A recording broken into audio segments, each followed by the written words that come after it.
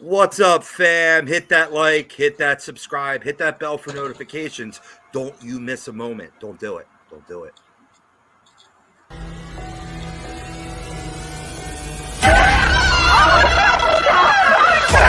Let's go!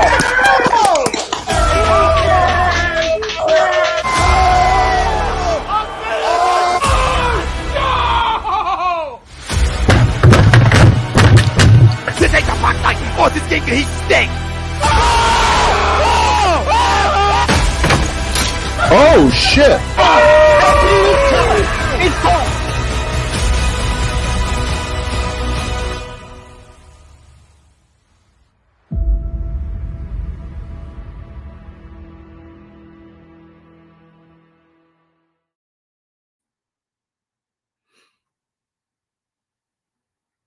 Welcome, ladies and gentlemen, to a brand new edition of the Hockey Happy Hour. I am Massasoudi, along with the broken one himself, Rob Povia. Quick question. What did the five fingers say to the face? Slap. And we welcome you, ladies and gentlemen, to a brand new edition of the Hockey Happy Hour, live here on A2DRadio.com. And tonight, me and Rob and Brian, who will be jumping in with us, he'll be in around the second period. We will be doing live reactions to the Flyers and the Minnesota Wild to end their West Road trip.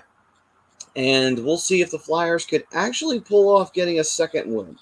They managed to get a win against the Blues, surprisingly, but yeah, that's the only win they got to their names at this point. Other than that, it's been a bit of a rough go of it. But you know. They need tonight's win to make your prognostication for last week true with 2 wins on this road trip. So we'll see. I don't know. Looks doubtful. Yeah, right. Well, hopefully. Yeah. Hopefully. All right. Well, if we don't laugh, we'll cry because of just how bad this season's gone. So, tonight, the Hockey Happy Hour is brought to you by Manscaped.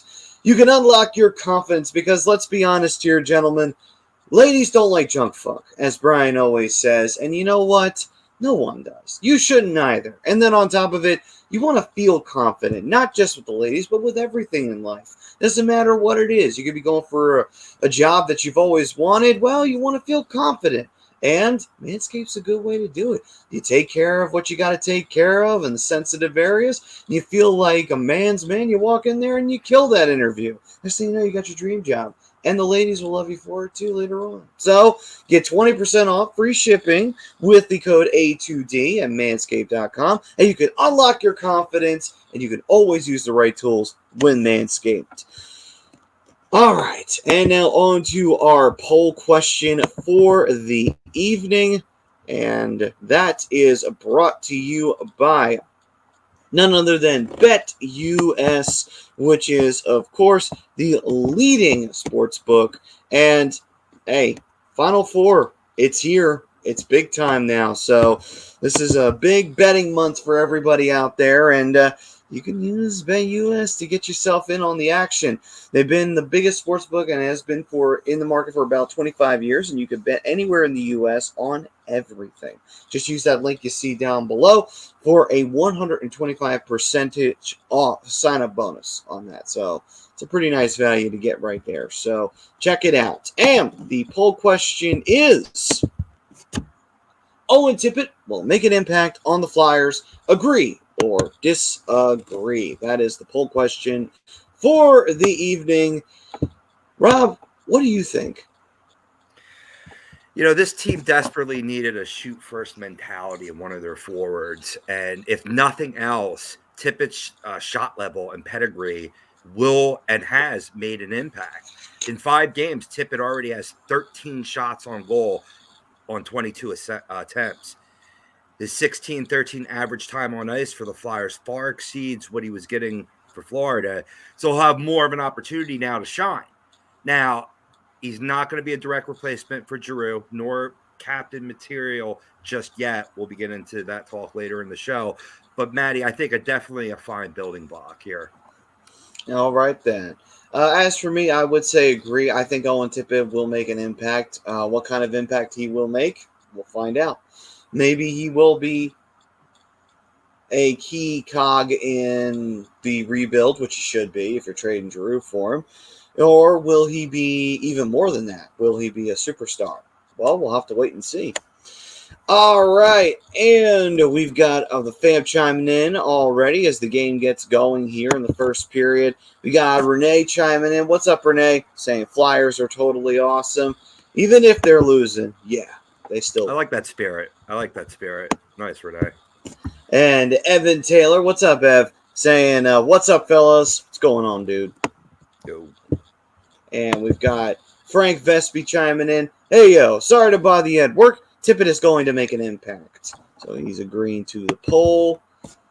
Jake saying, what up, boys? Hopefully tonight's game is interesting as the Oscars. Well, well, there might be, it might be possible. Maybe someone comes up to Kyrell and just slaps him right across the face, and then he says, get my wife's name out your fucking mouth like 5 times for everybody to hear. Oh my god! Talk about a guy. I just find that funny though. Will's been working his whole life to get the Academy Award for Best Actor. He gets it, but it'll be overshadowed by what he fucking did earlier in the night. And it's like, damn, dude. There's been a lot of different takes on the occurrence there at the Oscars, and I think it really indicates what your personality is, who you are in terms of what your take is on it.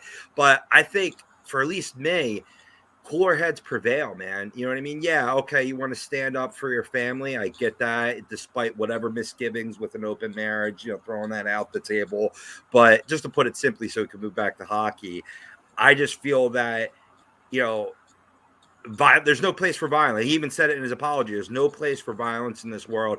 And all it does is when you let someone trigger you like that, it shows weakness, not strength. Yeah, definitely. That was not the best move in the world for Will Smith there. Right. Well, just like on the ice, you know what I mean? Cooler heads prevail at times. I mean, there's times where you got to stand up for a teammate, and there's times where you don't want to take that penalty and put your team shorthanded. No, you're right. Yeah.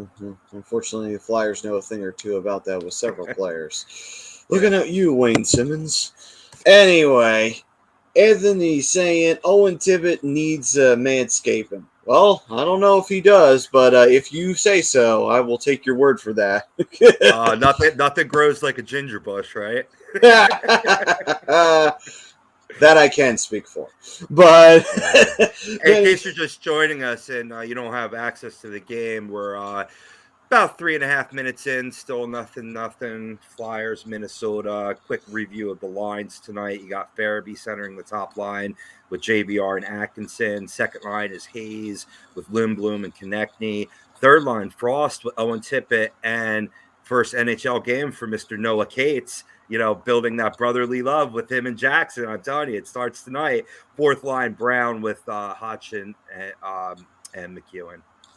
And Hodgson, who recently got brought into the Flyers organization, he's actually made a bit of an impact. He's got a couple of assists, and I do believe he has a goal on top of that. So at least he's doing something coming into his, I believe it's his first NHL club because he spent most of his time in the minors. But yeah, he's a great story. ECHL guy, he came up, didn't quite make it, grinded in the ECHL, got to deal with the Phantoms before this season, was leading them in goals or points, and gets his opportunity, and then puts the biscuit in the basket. First NHL game, you can't write a better script than that in Hollywood. That's true. Benny's Nation saying, "What's up, boys? What's up, Benny? What's up, Benny?" Dylan saying, "What's up, guys? I hope all is well. Kate's getting a point tonight, and the Flames will beat the Avs without McKinnon." Dylan, stop saying the Flames will beat people because you said that they will beat the Sharks last week, and the Sharks beat them. I'm just saying, don't do it. You're jinxing your team, dude. You guys are in a playoff position. You got a lot to lose here. Little side note, too, about tonight's game with the Wild. Jimmy Tress from Flyers Extreme points out, with a regulation loss tonight, the Flyers would be officially eliminated from playoff contention. If they were, Andy wrote it up in our description that if they were to win out every game, that they would have an outside shot. We long since foregone that shot. So in case you're just reading the description, bear it in mind. It was just mathematically possible, but with a loss tonight, you know. I mean, honestly, at this point, I am so very fucking done with this regular season. I just want it to be over at this point. So, like, let's get to the playoffs, you know? Besides, the shows are always very fun during the playoff time. So, and that's what I'm looking at right now. It's like, just get to the playoffs. I'm done with this season. This season could go fuck itself. All right, let's see here. Hey, Jose, yeah. Jose and McEwen for the C. Joe, man, what's going on, dude? And he really does love McEwen. McEwen has become the Scott Lawton of this guy. Prism saying that third line should be fun to watch, and hopefully they click together. Absolutely. So that's all we got to watch for at this point. It's not about wins or losses. It's just the feel-good stories to see which young pup is going to make an impact, you know, and really determine his status for the team moving forward. Yeah, and if you get a win, hey, there's a cherry on top of the shit-covered cake that we've had this season. So at least we got some. It's going to be, oh yeah, absolutely, Matty. And it's going to be tough tonight, man. You're facing a Minnesota Wild team. Wow, I mean they've won 6 straight, I believe. Yeah. They've won 6 straight games. They're 8-1-1 in their last 10, 23-7-1 at home. You know, they're sitting in the second spot in the Central Division. Cam Talbot was NHL's #1 star. He's been playing unbelievably. 40 saves versus Colorado the other day. Did they even need Fleury, Matty? Maybe not, but you know what? Hey, listen, they want to make sure that they get far in the playoffs. So whatever does it for them. Yeah, you can't have enough depth, Matty. You're absolutely right. And there's now this team previous to this run had given up the 14th most goals per game at 3.09. But they're also, I mean, surprisingly, the Wild team that's usually known for its defense, it's been their scoring that they've really relied on. They're 4th in the league in scoring with a 3.63 goals per game. That's behind such behemoths as Toronto, Colorado, and Florida, despite no real superstar other than Kirill Kaprizov. Yeah, and I think a lot of that comes with the fact that, you know, the team's changed. It's not what it used to be, you know, with guys like Sutter and Parisi kind of taking their leave, and the team changing its vibes, you know, getting rid of Bruce Boudreau as well, Chuck Fletcher leaving the organization. That era was over in Minnesota, and a new one stepped in with Bill Guerin, and he's turned the team into something much more, very, very different than what it used to be, and he's been pretty much killing it since he took over as GM of the Minnesota Wild, honestly. Because he turned that team around, and it's become a fun team to watch as compared to back in the day where it's like, okay, well, this is going to get boring real fast because only 2 goals are going to get scored tonight. So, right. I'm Bryce saying, yo, what's up, Bryce? What's going on, dude? Yeah, we got Troy. What's up, Troy? Oh, man, sticking with us, Troy. Love it, man. And he's saying what happened to Brian. Nothing happened to him. He'll be here in the second. Yeah, he got hung up at work a little bit. You know, the man always keeping us down. Yeah. Responsibility. Man, it just plagues us sometimes. Responsibility. It's a heavy responsibility. Yeah. Dylan saying, Flames just can't beat the Sharks this season. Somehow our kryptonite. I know, right? Very weird. Yeah, well, I mean, much like football, I mean, hockey's all about matchups. Some teams that are maybe lower brow in the seedings, they'll just be a tough matchup personnel-wise for certain clubs. Yeah, true. That's actually very, very true. For the Flyers, it's everybody. But for some teams, it's one in particular. Let's see. Anthony's saying, personally, judging, Jada. Jada. Oh, sorry. Yeah. He's talking about Will Smith. Gotcha. Yeah. Personally, Jada got into Will because she can do anything she wants, like cheating, while he's working his ass off to make money, and she runs around cheating, and his are dressing up like a woman, and I wouldn't be surprised. Jada knew. I don't even know what he means by that. Anyway. Nitpick at Will for everything. Oh. Oh yeah, I mean, because Will laughed right away at the joke, and maybe that was just like an unconscious reaction, not even really perceiving what was said. Everybody was laughing around him, but when the camera went off, she looked at him like, you better do something. And I didn't think she meant right then and there. Take care of that backstage. But we got to stop talking about that. I don't know. All I know is I don't know how those two are still fucking married at this point. It's a weird world, Maddie. It's a weird world. Very weird world. Let's see. Brian, what's up, dude? What's up, Wheels? Good old Wheels there. Troy saying, Flyers proceed to score 20 goals in one game to torture Flyers fans. Sure, that's what it is. They make up for every bit of the lack of scoring they've gone through this season in one game tonight. But it's interesting. I think they go with no C even next year. I agree. And we'll be talking about players that we feel are in the running for the captaincy right now, who's been kind of taking charge and who should be considered when the time comes for the C to be handed off. But I think that right now they're nowhere near ready for them to make that kind of a decision. No, but I mean, it's an interesting take about not even next year, but I don't hate it. I don't hate it. Have 3, have 4, have 5 assistant captains, associate captains, whatever you want to call them. I call them assistant captains, but and then wait for a clear forerunner. Because I mean, I don't know. We'll save that. It's a little tease. We're gonna get into that during the intermissions, but we got a game going on here, if you call it that. Almost midway through the first period, still no score on the board. Gotcha. Yeah, still nothing. And let's see here. Prism saying, no, I just got off work. Oh, man. 5:30 a.m., 1:30 p.m. at one job, and then 2 to 8 typically. God damn, dude. God damn. Priz, man. Good luck. That's all I got to say about that.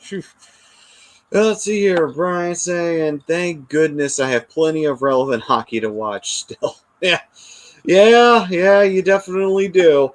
We'll see how far the Pens get. I mean, right now, we'll definitely be breaking down the current playoff situation, but it seems more likely that the Pens are going to be third place. They'll be taking on a second place team. Maybe second place, taking on a third place. Seems like that's what it's shaking out to be for them. And then, just saying what's up to Bri. And like I said, Bri will be with us in the second period. All right. So, still the first, still nothing. And we got a face-off in the Minnesota end with Fleury in net. You're going to see it in a second, maybe. Am I ahead of you? Oh yeah, I think you are, yeah. Because there's a fight. Nick Seeler. And Duchieres. Duchieres, there you go. Now, this is a nice one, man. Let him go. Woo! This is pretty, this one. I love it. They tap each other in the helmet afterwards. Good-natured fisticuffs. Love it. Good old hockey, man. Gotta love it. Gotta love it. He's bleeding. Let's go. Who's Duchieres? Yeah. Nice.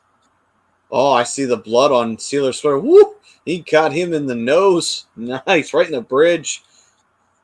McEwen's all excited. McEwen's just pissed he wasn't there for it. Truth be told. Oh, man. Nobody makes me bleed my own blood. Oh.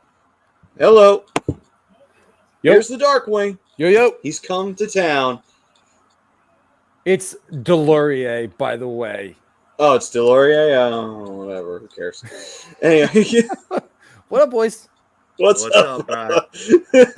How we doing, guys? How we doing? I'm doing great.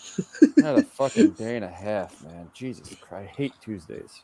Well, Prism just chimed in, and he's also saying that you were working OT at the Hooters. I'm done. Shh. By the way, yeah. I was going to come in I should have came in a little differently. That's fine. Oh, well. Opportunities and whatnot. And Troy's like, he's bleeding, let's go. He's quoting Rob from her. Yeah, he's got blood all over his jersey now, but I'm going to be real with you. All I'm going to say real quick is to be able to hold your own with Nick Delorier, it says a lot about you, especially a young kid like that. He's a heavyweight. He knows how to throw him.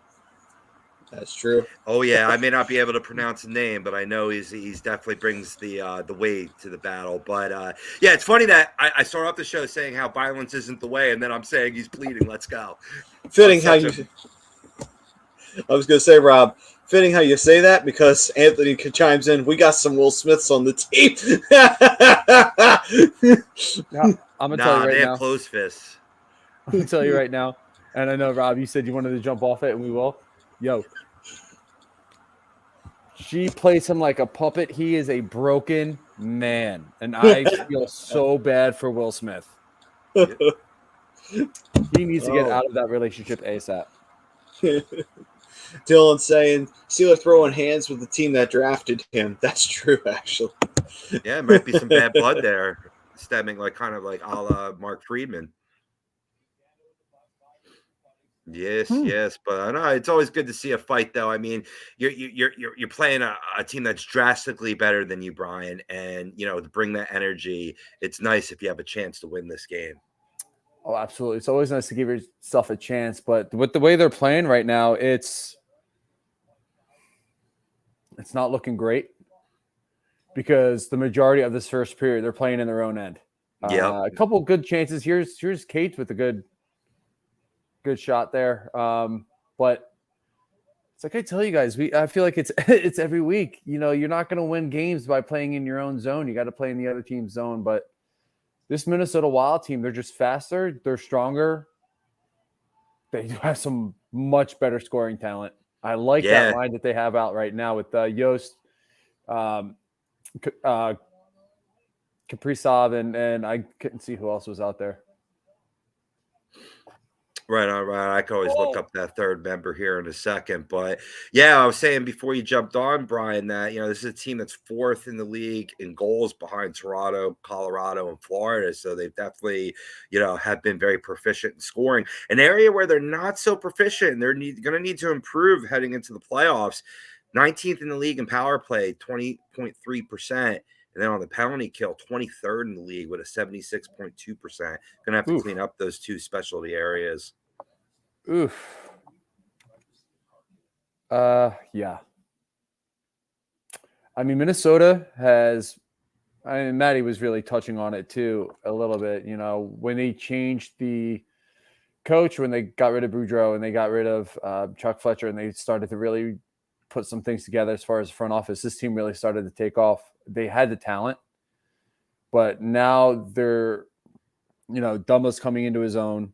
You had Nico Sturm, who they traded to Colorado, who's looked pretty good in his couple games out there. He's a young, talented guy. But now you're starting to make room for guys like, you got Ryan O'Rourke down in the minors right now. You have Marco Rossi, who's probably their top prospect and knows what to do with the puck. And then you have Jesper, what's his name? Waldestat, I think his last name is. Goaltender. I don't know how he fell to them. This team is looking like they're going to be built to compete for a good long while. So my hat off to Billy Guerin for really putting this team together. Yeah, I mean, it's well constructed, but you don't. When you look at the Wild, it's just a pure team. There's no real superstars in this lineup. I mean, maybe other than Kaprizov, but yet fourth in the league in goals. Man, do it. Oh yeah, and it's similar to like you see the teams that in baseball that tend to be the best are the teams not necessarily with all the teams with the superstars, because these seem to not be the teams that wind up winning. Once in a blue moon, you get like the Dodgers or something, but these guys that don't necessarily have all the sexy names, but they have the ball players that just make it work. Like what was it? The 2010 Red Sox? Was that when they won it? Was that the last one? Was 2010? It was either 2010 or 2012, but The was year that 11. Shane Victorino was on the team and won one with the Red Sox. It was that's a team full of ball players. So not a bunch of sexy names, but guys that know what to do when they're standing in the box. So Right. that's Minnesota. Like they know what to do with the puck. They know their system. They believe in it. They've bought in on it. They support each other. So that, and you have good leadership there. You have great leadership in Minnesota. Jared Spurgeon's a great captain, and it was time for a change of the regime, and it's paying off dividends. Tremendously, man. Like what they got going on there. I mean, it's like you got to try to find a way to match their intensity, Brian. Greggy chiming in. I'm going to disagree with the poll. We're not lucky enough right now to get an impactful player in any trade we do right now. Greg, you're so fucking negative, man. Jesus Christ. I understand though. What do you mean? Understand though. I'm not judging, even though it sounded like I was. Oh, he's worse than me. And I've been pretty bad these last few weeks. Yeah, you have. I had to yell at you last week. I had to yell at you last week.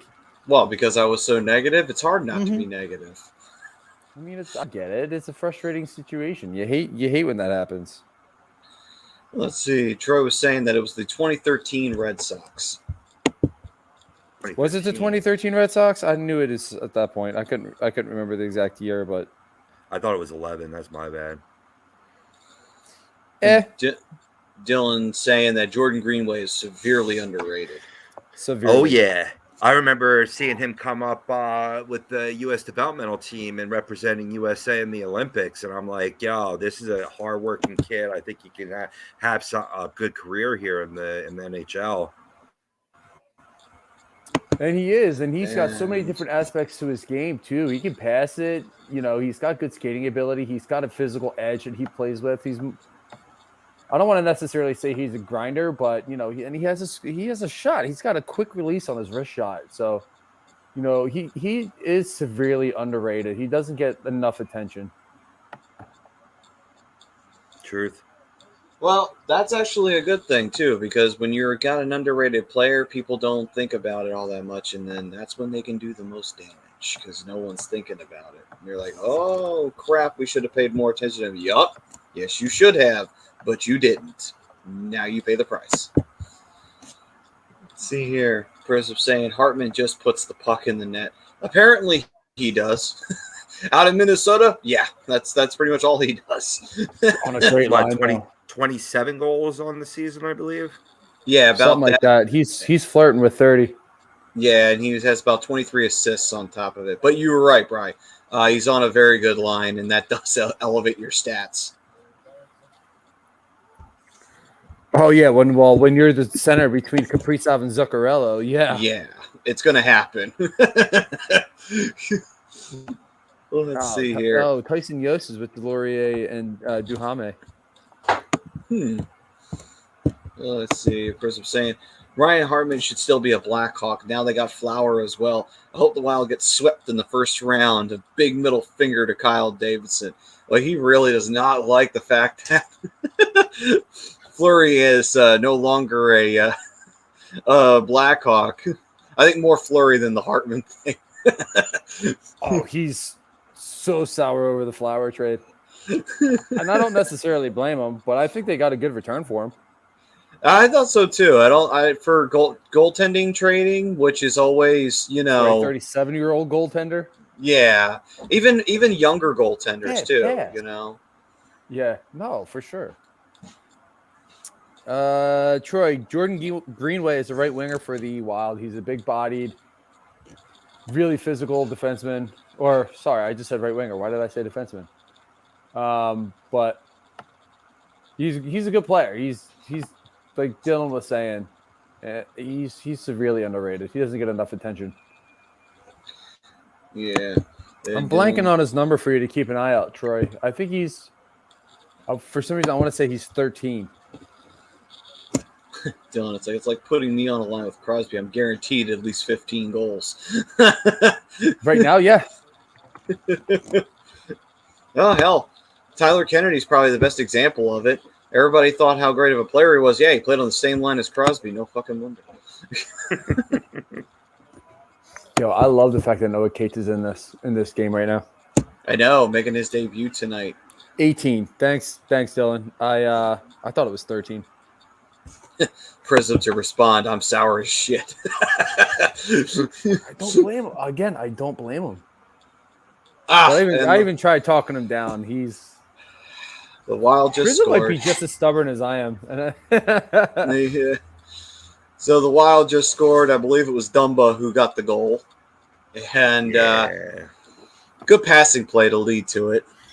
Yeah, it was a rebound. I mean, nothing that can be done there. I mean, Jones makes a good initial save, but rebound kicks right there you could say, where's the body on him? But it was Keith Yandel playing the center D right there. So that's why. Yeah, that answers all our questions, doesn't it? Just, traffic cone. Yeah. Well, at least he's wearing the right color to be a traffic cone. Yeah, he was caught out. He was caught out there too. Like Sanheim had come on for him, but Risto hadn't yet. Well, Dumba's quick. He is. So it is 1-0 Minnesota here with 5:30 left to go in the first period. Rather quick first period that we had. He was way out of position. What the hell was he doing all the way over there? Yeah, very good question. As we've been asking a lot about Yandel over this entire season. Another underrated player that nobody wants to talk about is Matt Dumba. He's not a top pairing guy, but he's a really, really good top 4 defenseman. Mm-hmm. Well, he does wear an A on the team, and obviously that tells you a lot about his abilities, and it also tells you about his skill level. We got Chuck's chiming in, saying, "Yo, gentlemen, what's up, Chucks?" What's up, Chucks? Don saying, "Hey guys, I'm enjoying the Blackhawks downfall." There's going to be some fisticuffs in our chat soon. Let's do it. Who's going to Will Smith who? I still say that should be what it's called from now on. If someone gets up in the middle of an award show and beats someone, it's like, he Will Smith them. Nice. That'll be more known than his entire movie career. No, I can't get over it, man. Like, I feel so bad for him. Like, he did not want to do that. Well. It was awesome. I saw a TikTok today where they adjusted what he said, and they made him say, "Keep fucking my wife in the mouth." I mean, let's be real here for a second. He's a broken man. He is a puppet. She's a puppet master. Yeah. If she didn't give him that look, none of this would have happened. Probably.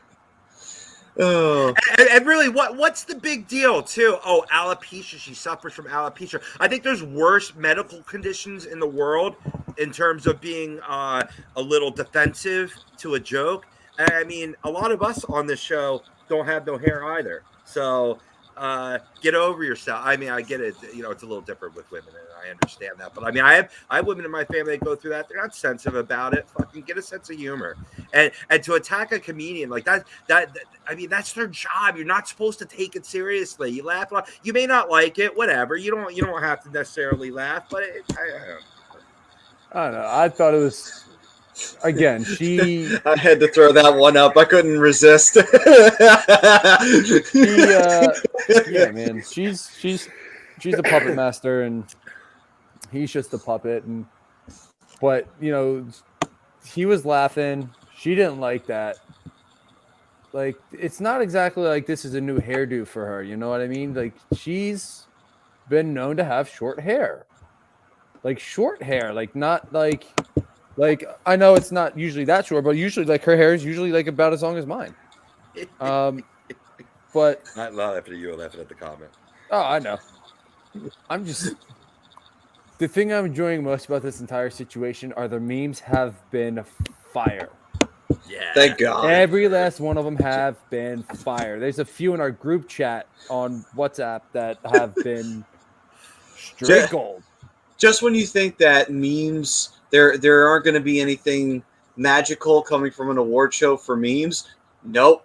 No, ye of little faith. Sure enough, a beautiful moment comes out of nowhere, and now the memes can open up every.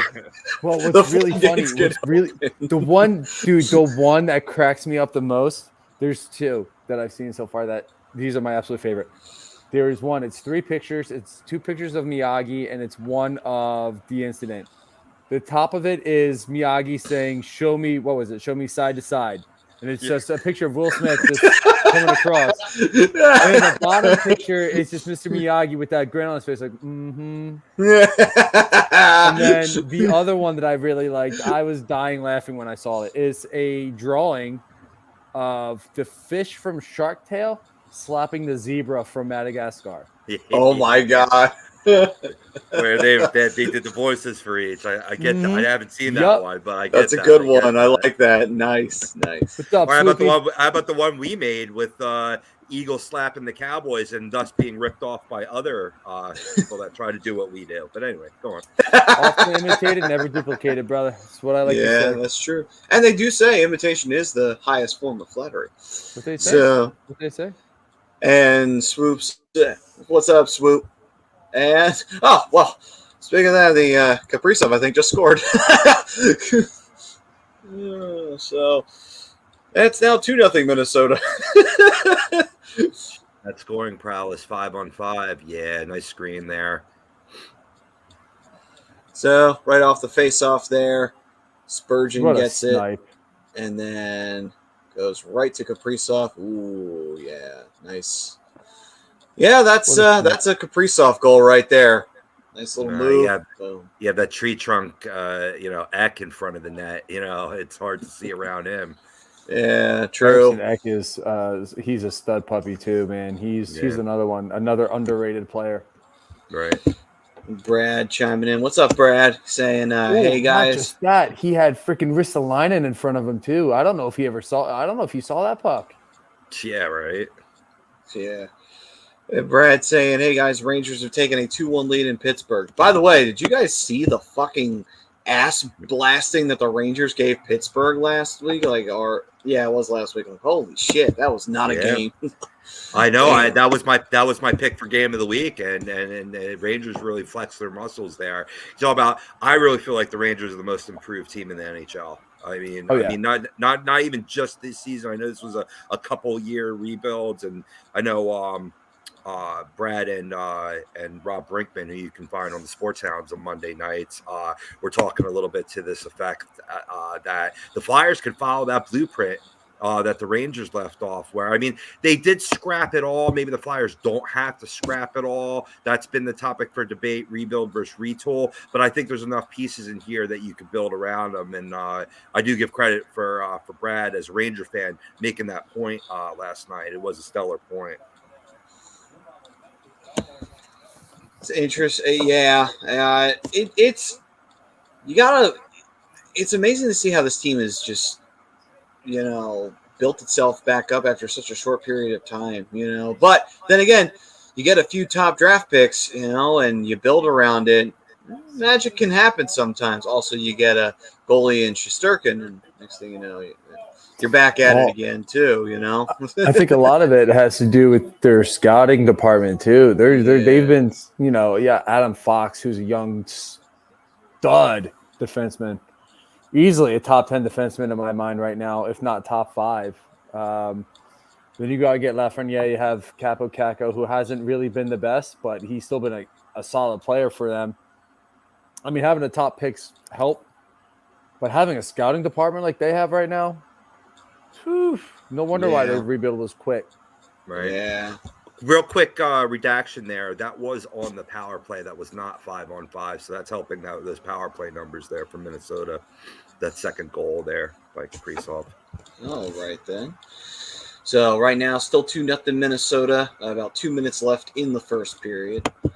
And Dylan saying, Kevin Weeks said Kaprizov signed with the KHL and wasn't coming back. Don't know how he still has an insider, in quotes, job after the Eichel trade either. Yeah. Well, I mean, I like Kevin Weeks. I like him better as an analysis than an insider, but I will say though, I did love when he broke the Hampus Lindholm deal that he was in the middle of getting a haircut. So that was actually kind of cool. I thought that was pretty awesome. That is pretty neat. We got Chandler Hughes. What's up, Chandler? Saying, Chandler, what's up? Who you got making the playoffs, Blues or Stars? What are you guys feeling on that? I got both. And I'm gonna go. I'm gonna foreshadow my hot take of this week. Blues are solidly in playoff position, and I believe the Stars are going to pass Vegas for that second wild card. I'm trying to think. What say you, Bri? I'm trying to think of what the Blues did at the trade deadline. I don't think they really did much. I think they made that one trade with Detroit. They haven't exactly been lighting the world on fire lately either. I'm not a big Jordan Bennington fan. I'm going to go ahead and say Dallas. But they got that other goalie though. What's his name? Ville Husse or? Oh yeah.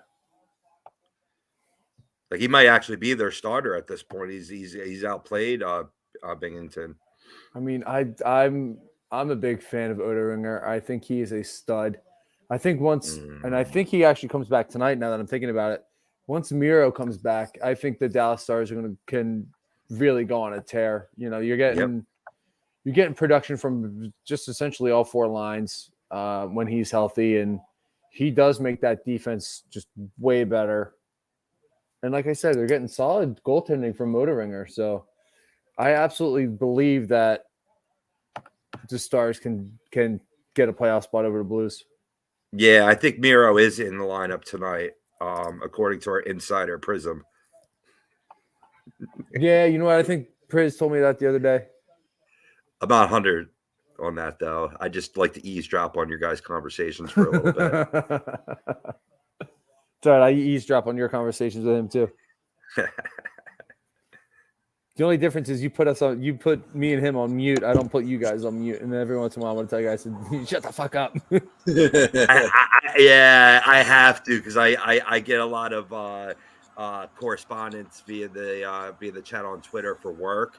And I always think it's something coming in for work. And it's just you guys. Billy Husso. That's what I'm thinking of. Who the fuck are these two guys? These fucking guys again. But when I have time, the time, I love you and I love the chat. But when I'm busy, I'm like, these fucking guys. Shut the fuck up. You're just like, as you all do to me, you know? Yeah, you're just like, these motherfuckers. These motherfuckers right here. So like you can sit there and be like, oh! What's up, boys? Without your inner Samuel Jackson, right? I've had it with this motherfucking Twitter on my motherfucking phone. Or I think you did that once. Apropos Denzel. These motherfuckers. Y'all be playing basketball in Pelican Bay. Damn right. Oh my God. Sam Jackson, it's beer. Made painstakingly by me. How's it taste, motherfucker? Why are you yelling? I ain't yelling. This is how I talk. Good motherfucking choice. That shit was great. That's a fun question from Chandler. Who's making it further out of the Metro? That's between the three right now, I mean, I know that there are wild cards, but out of the three in the Metro at this point, between the Rangers, Penguins, and the Hurricanes, honestly, I'm going to go with the Hurricanes. I think the Hurricanes get out. Safe bet. That's a safe bet. I mean, that's a team that's absolutely rolling on all cylinders. They're playing the Tampa Bay Lightning tonight, but they just smacked the Capitals last night 6-1. Which you always want to say. So, they were my pick for the East from the jump, and they are not disappointing. That defensive core has been way better than I thought they could be this year. True. What about you, Rob? I was going to say Carolina too. If any other team, I'm going to have to say the Pittsburgh Penguins with all that experience, veteran leadership, and they had a little hole to climb out of due to injury. So I mean, this is the hotter team right now. I mean, they're both relatively even over their last 10. Hurricanes are 5-3-2. Pittsburgh is 6-3-1. But I mean, talk about, just a balanced team, a deep team. We've talked about their depth and how that helped them overcome the injuries. If there could be any team that ousts the Hurricanes, it could be the Pens. But I mean, you got to give a little credit to Roddy Brendamore, man. He's a great coach, and he knows how to motivate a team, and he knows which buttons to push. Oh, absolutely. I love Roddy, and again, like to your point, he knows what to do in any situation. I mean, and he's brutally honest too. I think that's the thing I love about like living in North Carolina right now is listening to his press conferences and his interviews on the radio. He's just so brutally honest when it comes to stuff. He doesn't hold back. He doesn't sugarcoat, and I think that's why the players buy into his system the way they do. Good point. All righty. And so with that, the second period has come to a close, and the second period the first. I said second because Brian's here. He said he wasn't going to be here till the second period. Nah, you're trying to rush this game along and end the pain, Maddie. I respect that. Well, yeah, like I said before, I'm so very fucking done with this season. All right. To be fair, I came home and I made dinner, and then I literally just shoved it down my throat. Just like, one giant big gulp, not even like any chewing. Like Homer Simpson does when he's eating his donuts. Rah, rah, rah. All right, so let's see here. First period sponsor. If you are looking to buy or sell a home, you can't go wrong with Alan Foy at eXp Realty. You give him a call 302-682-8820 or visit him on the web at alan.foy@exprealty.com. All right, gents. So with the first period over, we go to our first intermission, and our first intermission topic is going to be the front runners for the captaincy in the NHL, or for the Flyers, not the NHL. So who do you think is like currently a front runner for this team right now, from what you've seen so far from the guys out there? Well, I mean, obviously there's a couple guys that are out that, could definitely be considered. For me right now, it's probably going to be Kevin Hayes. I mean, his point production hasn't exactly been there the last couple games, but I think his leadership ability is second to none on that team, and he's always vocal, and he's always talking to the younger guys, and he does a lot of good things. He does a lot of the little things well. He'll turn the puck over every once in a while, but I mean, again, that happens to everybody.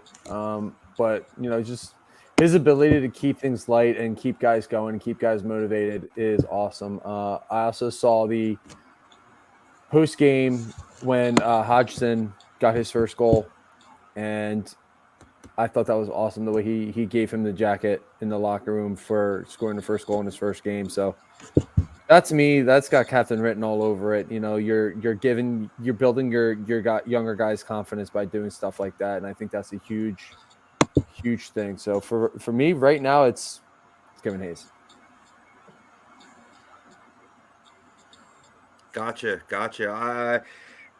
Despite, Dylan makes a good point here in the comment about Coots and his injury history, but you got to look at what he's done for the team, how he's centered their top line many of the times with Giroux moving off to the wing. I think a logical conclusion, despite the time missed and coming back fresh next season, I think Coots would probably have to be the number one nominee there. I have respect for Lawton. To your point, Brian, respect for Hayes too. Just because he's more of a jokester, keeping the boys loose, that's not necessarily bad for a captain, as long as he also has accountability there, both for himself and holding others accountable. That's what really is the key component of a good captain. But those are all nominees.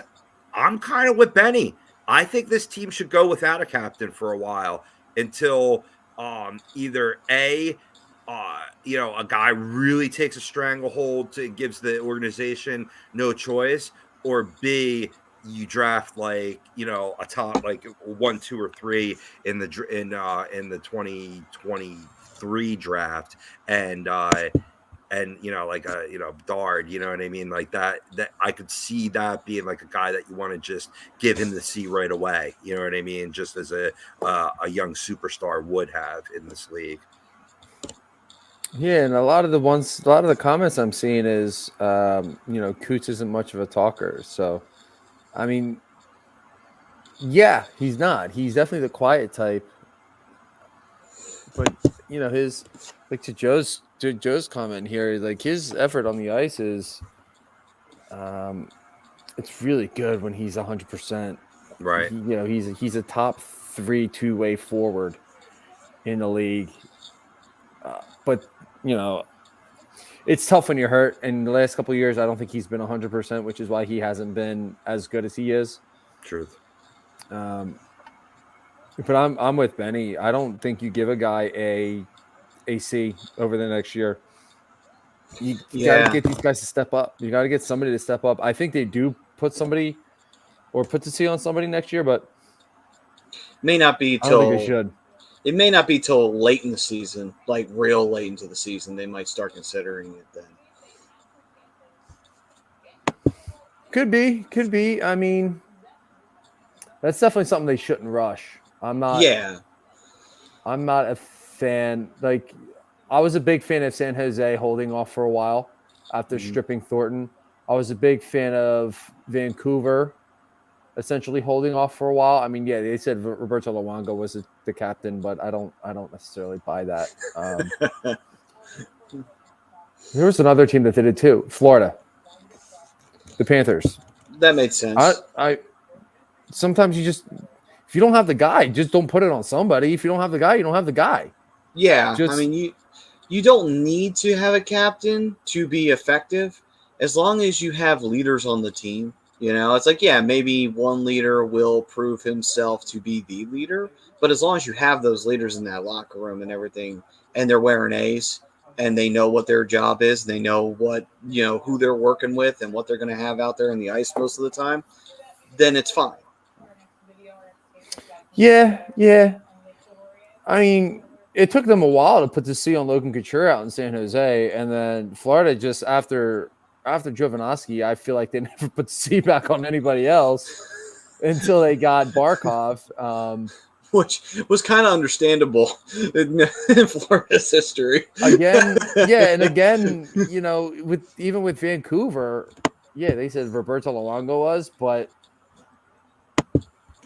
they didn't really put the C on anybody until who was it? Bo Horvat was the first one. Yeah, about that. I don't know. Who is Vancouver's captain's cousin? You better know this, Brian. I brought it up in the past. Oh, Swoopy, I'm sorry. I don't remember. I know I'm going to shoot myself in the foot when you tell me this. Swoopy, you know what he should do? You should host like a game show because you're throwing these kind of questions out there. He did tell me. Who the hell was it? Oh, no. Hang on. Give me a minute. Let me think about it. Well, while you think, Benny's Day saying also depends on who our coach is going to be and what he values in a captain. That's a good point, actually. Very, very good point. A coach. Oh, that's it. Damn it. Travis Konechny. For some reason, I wasn't thinking Flyer. It's all right. It was a trick question. The trick's on me. It's a trick question. Is it a trick question because you can't answer? Yep. Let's see, Joe saying goalie can't be team captain. What a stupid ass rule. Yeah, I'm pretty sure the Devils would have agreed with that because let's be honest, Brodeur was definitely the captain at one point of that team. Well, I mean, you had Niedermeyer for the longest time. Yeah, but after he left, Andrew Chuck had the seat for a little while too, and then you had Scott Stevens had it for a while. I mean, that I can understand, but in the latter portion, I think it was definitely a Brodeur. It was a Brodeur team in the latter half of his time after Parisi was out of there. Oh yeah. Well, I don't necessarily agree with that. Elias, you can't forget about Patrick Elias. I think he was the That's a captain good even point. if he didn't wear the C. That's a good point. Patrick Elias, yeah. I forgot he was. I keep forgetting he's the one guy who was the stalwart. He never left the team. Even Brodeur left. He went to go Elias join was a St. special Louis player. and became a St. Louis legend before they had a cup. And then say, "What's up, we have guys?"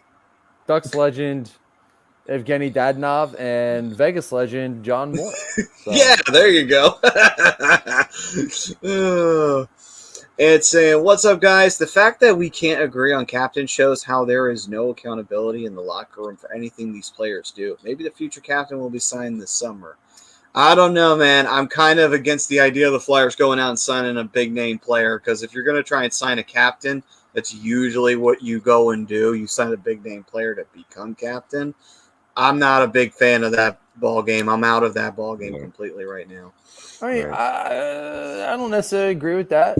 I mean, look at what they did with Jason Smith that 1 year. Yeah, but he was a placeholder, really, if anything, because they didn't have. Maybe that's what they do now. I mean, I haven't looked at the free agency list yet to see who's available. So, I think they did have an idea of who they wanted to put the captaincy on anyway, because by the time we got to the end of the season and Smith was gone, they immediately went to Mike Richards. I think they really had a strong indication of who they wanted to put that C on at the time. yeah, but I'm just saying, it doesn't need to necessarily be a big name player or a long-term contract for you to put the C on somebody. I mean, Ant brings up a great point. It could be somebody signed this summer. Maybe they wind up getting, let's say, they do wind up with the number 1 pick. Do you put the captaincy on Shane Wright right away? I mean, that's essentially what Detroit did with Larkin. President next Flyers captain is cum fungus. I kid. Like, Keep Marchand out your fucking mouth. Good. So one of us did it. This is not going to get old anytime soon. No, it is not. This is spectacular. Thank you, Will. You've given us a better performance there for pretending that you still love your wife over anything you've done in another acting gig. What's up, Pete? I'll see you in the chat. Let's see, man. Do you give Ellis the C if healthy? I don't like you can give him an A. You can give him an A to be the leader of the defense, but I'm not so sure about the C. And what's that going to do to Provy? What kind of message does that send? You know what I mean? Like, not that I'm too worried about his fucking feelings when he's throwing teammates underneath the bus, but if he's already that sensitive and then you take a guy that's newer to the organization as a defenseman and give him the C, I don't think there's something that tells me he wouldn't have the type of respect for a veteran that other players would have in this league. No, absolutely. He's been a prima donna little bitch lately, and I'm surprised that he wasn't moved at the deadline. I don't give Ellis a C right away. I do consider it for not this coming season, but the following. He has to prove to me that he can stay healthy. He's got to be able to stay on the ice for me to give him the C. Yeah, absolutely. Joe's saying Hart is the only player that I would be upset if he was traded or released. No one should be captain. Just roll with 3 A's. Me 5. Yep. Yeah, I was gonna say, and you could have 3 at a time because they've even done that now. Where they'll have different players on the road versus home in terms of who's wearing the A. But you create like a brain trust there, like not one ahead at the head of the table, a little round table action. You know what I mean? If you will. Oh yeah, absolutely. You choose 5 players, they all get the A, and they all kind of rotate it. And let's between see the 5 of them. So somebody's going to get to wear the C a little bit more than one of the other ones, but it's going to keep going in a circle.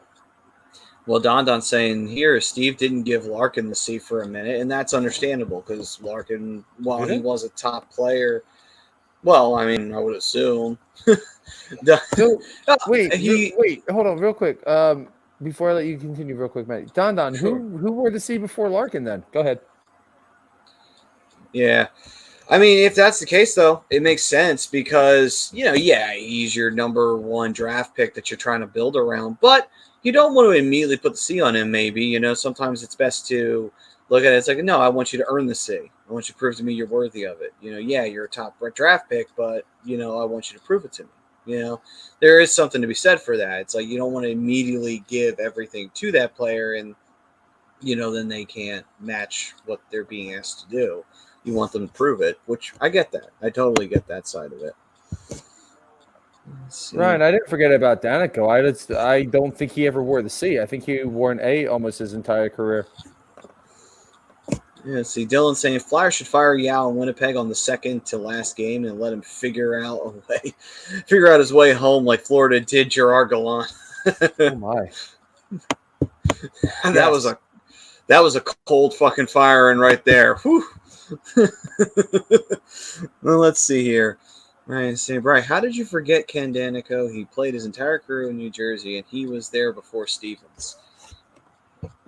I'm guessing that was what you were responding to. Yeah, I don't necessarily think that he was. I don't think he ever wore a C. It was just kind of what I was referring to, not necessarily that he was there before or after. I got nothing but respect for Ken Danico. He was. I wouldn't want to play against him. Nobody did. But yeah, I didn't think he wore a C. I mean, I could be wrong. I probably am. Let's see here. Prism saying captain by committee seems like a cliche. If you have 2 QBs, you have 0. And let's see. And it's saying, does Fletcher have a list of top 3 coaches to possibly hire once the season is over? The only name I hear is Tocchet. Any chance Claude Giroux is one of the top 3? Who else is possible? Honestly, I'm not really thinking of anyone right now off the top of my head besides the names you just mentioned, because I know the Flyers were interested in Bruce Boudreau, but Vancouver signed him immediately because they were worried about that. So other than that, though, I can't really think of anything else because I wouldn't want John Tortorella on this team because it won't last very long. Yeah, I can't think of anything else, honestly. Not off the top of my head. Yeah, I threw a couple in the chat. I mean, I did throw Tortorella because he'll be in the conversation, with the face palm. Joel Quenneville. I'm going to keep on bringing up his name because he's a guy who I actually wanted the Flyers to hire before they hired AV. I think he can get a fresh start here in Philadelphia, moving on from the controversy. I mean, I get the thought process behind it. It's probably a good idea, but I don't know if he's I don't know if he's gonna. I don't know. I don't know about Joe Q. I mean, the one that I love that you threw out there was Claude Julien. He's my guy, and I'm still on the train for Paul Maurice too. He knows how to get the best out of players, and he could be able to lure a Patrick Laine. Just saying. Jordan Greenway crashing the net makes it 3-0 Wild. Yes, he does. Hey, we were just talking about that guy. Yes, we were. And sure enough, he responds. It's a sweet one. It's a sweet one. Yeah, I can't get that falsetto like you do. It's awesome. Well, that's it's from years of listening to Prince.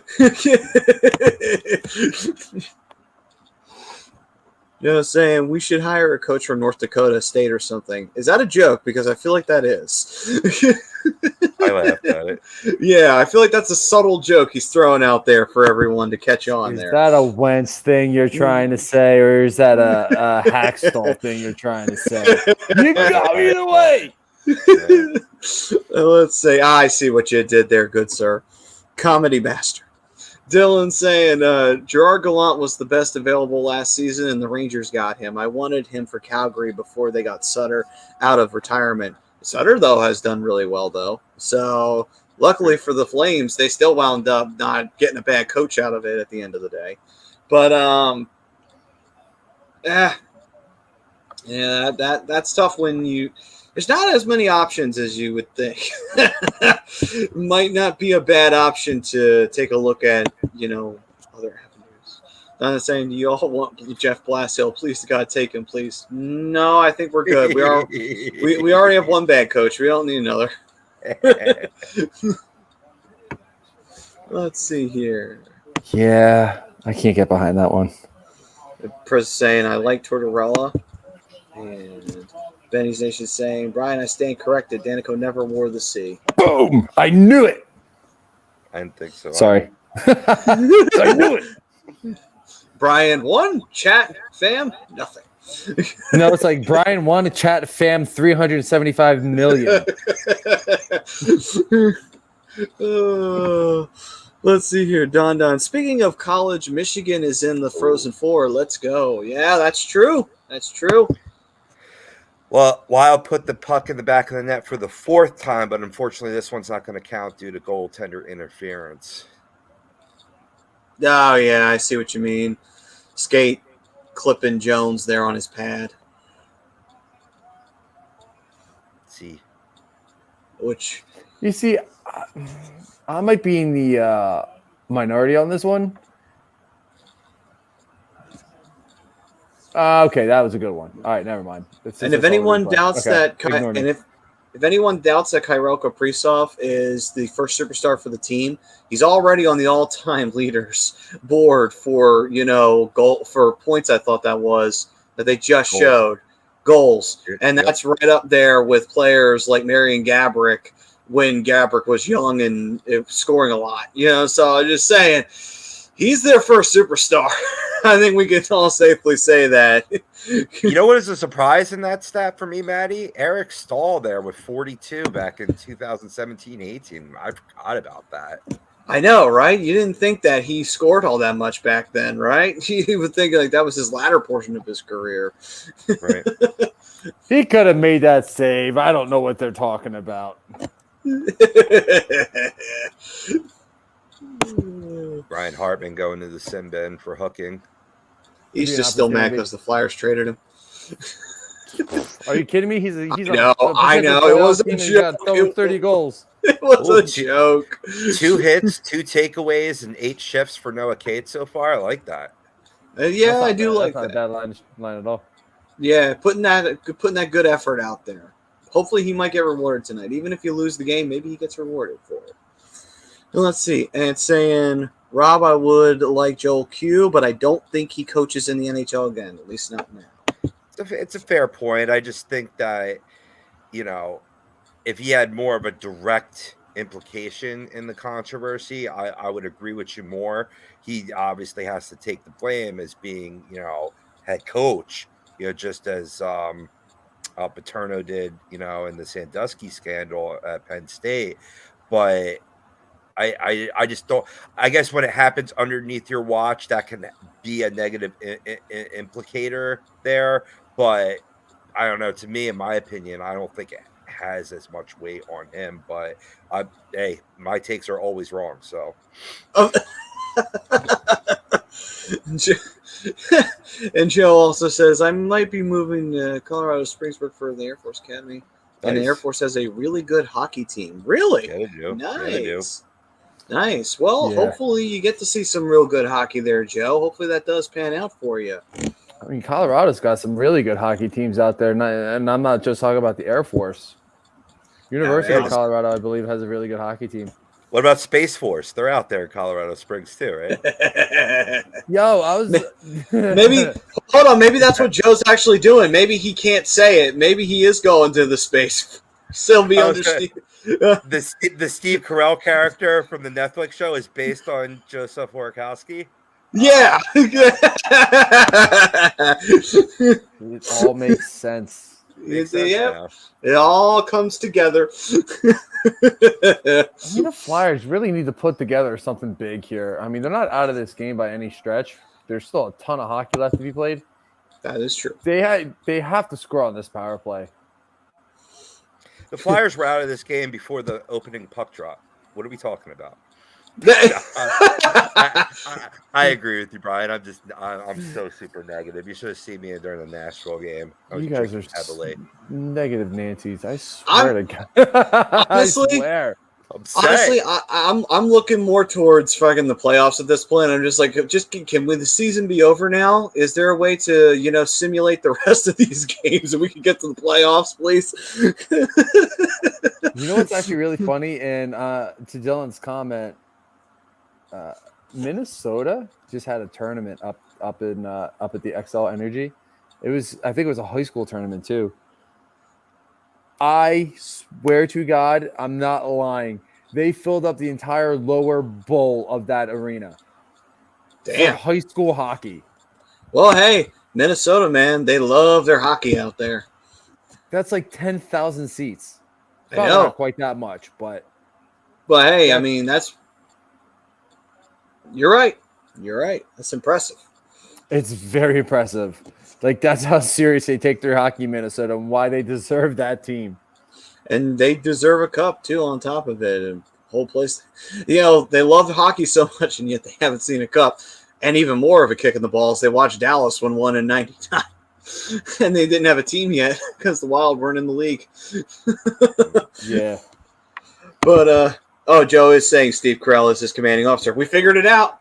We solved the mystery. We should have our own show on the History Channel. I'm sorry to hear that.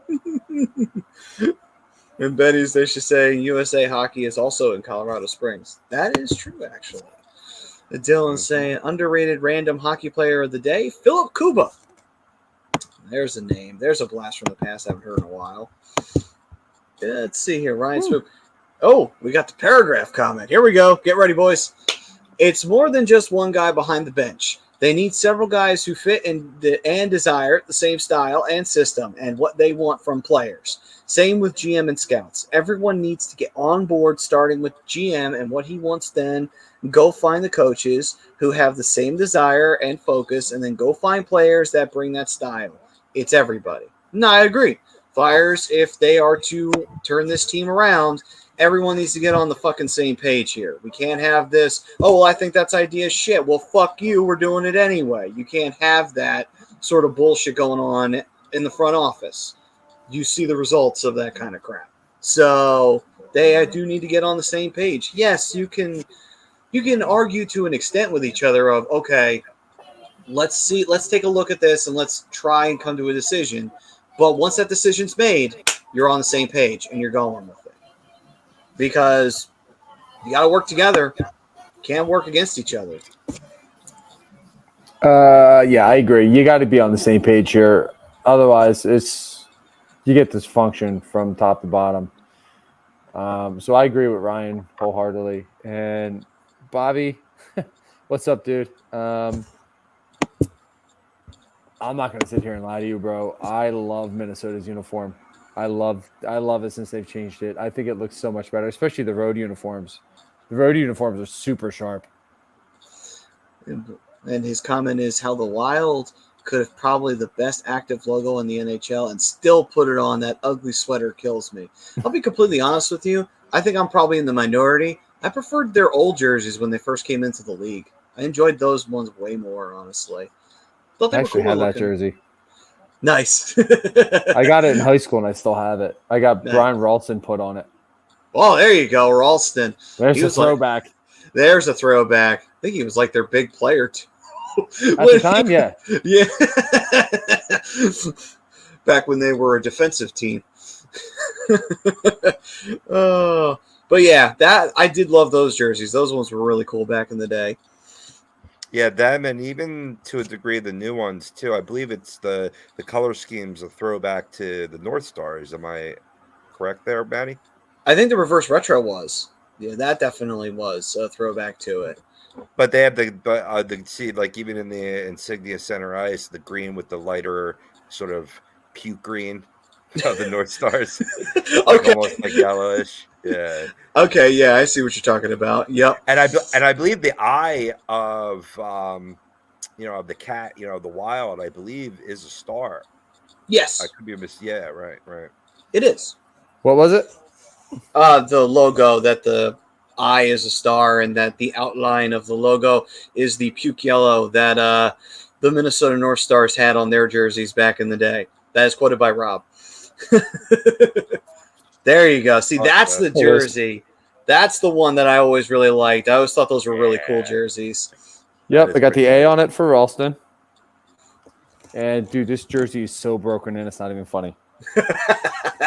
Does it even fit you? It actually probably still does. I loved like remember when they did the mesh? Oh I yeah. never really see that. They did the mesh in the underarms. They Mm-hmm. did that, and then I got the professional lettering done on it. Nice. I miss these. I do kind of miss these uniforms. Actually, now that I'm looking at it, I like the numbers too. Like the numbers had sort of like a claw on them, or sort of had like scratching on them. I always thought, I was like, wow, that's so neat. The way that the Wild just kind of have their own thing going. Right. oh yeah, I forgot about this jersey. Should still fit. I'm not going to try it on right now, but Ryan Swoop saying, my man Brian Ralston. loved Brian Ralston, great playmaker. He was. And Benny saying, yeah, reverse retro. And they say, I hope James Harden doesn't re-sign with the Sixers next season. I think he already activate his option, so I think he's here anyway. And I want him here. I want him here. He does make this team better. The bench is what's really killing this hockey. This hockey team, this basketball team. The bench has been putrid lately. Now Ryan saying, I always wanted Ralston on the Flyers. Wish Fletcher would find a player like him. He was always one of my favorite players. Yeah, unfortunately, Ralston played for the Devils. Unfortunately, another one of those players. They're just like, God damn it! Well, did you just see Yandel? He swung and missed at the puck. I don't know if he was trying to fake it or if he did that for real. Oh my god! Faked you out. I got you. It's like, yeah, sure you did, Yandel. Fooled you. Oh, speaking of that, by the way, he did that on purpose. Oh, okay. I was gonna say, I thought he completely whiffed for a second. There's like, wait a minute, did he do a fake out or did he just fucking flat out miss? Boy, isn't it great that I'm on a delay? I can confirm stuff for you. There you go. See? Yes, I knew there was a purpose. Oh, but Oh, by the way, speaking of that line that you said there, Rob, great film that I saw with Rick Moranis in it was Strange Brew. And that shit was fucking hilarious. That I've never seen that film before. It was fucking great. Oh, with Dave Thomas? Oh, yeah. Yes. I've never heard of that. I really gotta pee. Yeah. And then he puts out the fire at the brewery. The fireman walks up and is like, hey, it took you 5 minutes. Well, it's taken us 6 hours. Oh, my. I wish. If I'm wrong, was the villain Christopher Lee? No, it was Max von Sydow. That's who it was. Yes.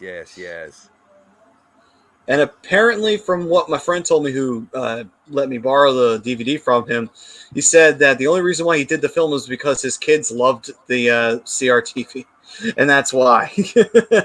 Right. Anthony, come on, bro. The Sixers are sitting in first place in the Eastern Conference. Are you going to sit there and seriously tell me that Harden made this team worse? I'm not the biggest basketball guy, but let's be real. They've lost 4 games since they've gotten James Harden. I always say Rich. He's not a baseball player. Ross got that little smirk on his face. He knows. As he just like, come on, let's be real. The Sixers aren't going to win every game. They're not going to go 82-0. They're not going to go winless, or they're not going to go undefeated since they've gotten Harden. But to say that this team is worse with them, come on, man. Come on, bro. And then you got Maxey playing the lights out right now. Stop it. Oh. So let's see here. Still 3-0 here in the second period. About 8 minutes left, or well, really 9 if you're going to round it up. And Anthony did respond with, do you watch the game thanks to Embiid and Maxey? Watch the games? I don't really watch the games, but I listen to the other guys talk about the Sixers a lot on the other shows on HUD here, which you can catch every day of the week. That you can, and we do highly recommend that you do, by the way. Oh my God. Their puck, the Flyers' puck control is like, where they're like trying to grab a bowling ball with their hands fucking covered in butter. It's a fumble fest. They need to send the Flyers to like a hockey boot camp in the off season. They don't get an off season. Like, no, you fuckers, you're going to hockey boot camp, and you're gonna have drill fucking sergeants be your goddamn coaching. And just to show Swoopy that I do call it both ways. I was talking about Risto there. I do see the detriments in the game. Overall, still like him on this team, but I got your point, brother. All right. So while the second period is still going on, gentlemen, right now I would say, are there any prospects that the Flyers currently have that have not had an opportunity to play on this team a little bit more consistently, since the Flyers are clearly not in the playoff race, that you would like to see have an opportunity to kind of flex their muscles a little bit and maybe even make a Flyers debut and have a bit of a cup of coffee with them, maybe a little more? I got one guy in mind. Go for it. And to me, that's Tyson Forster. Gotcha. This That's is a a good kid choice. whose work ethic is, I don't want to necessarily say second to none, but he's got a really good work ethic. His goal is to be great. This kid, he had a good run with the Phantoms at the end of last year. And he said he wants more. And the kid's hungry too. So that's a huge spark that could really get this team going, even if it's just for the rest of this year to build something into next year, which is really what I'm looking for. Not necessarily winning the games, but winning the games competitively and being in just about every game, scoring goals, making good plays, supporting Carter Hart, just defensively being in proper positions. And I want to see that wind up at the NHL level. I want to see what he does. They're saying that his shot is extremely heavy, and I really want to see how heavy it is. The other one I want to see is Bobby is Bobby Brink, but the only problem is Bobby hasn't signed his ELC yet. So even if he did sign it this year, I think he would have to do an AHL tryout with the Phantoms before he can even come back up here. Right on. Yeah, absolutely. I'll go on the defensive side of the puck. I've mentioned his name a few times in past weeks. Igor Zabula. I think he should definitely be called up. You got to see what you got in the 21-year-old defenseman. He's arguably the best in the system right now. He has 24 points on the season in 49 games. So he contributes offensively. He's solid defensively.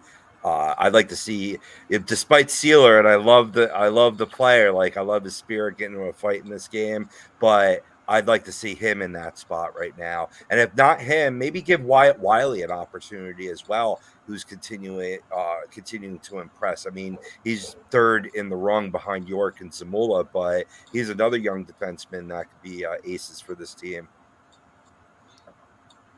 Yeah, I do like Igor Zamula's game. Pretty much everything that you guys have been saying, those are some really good choices right there.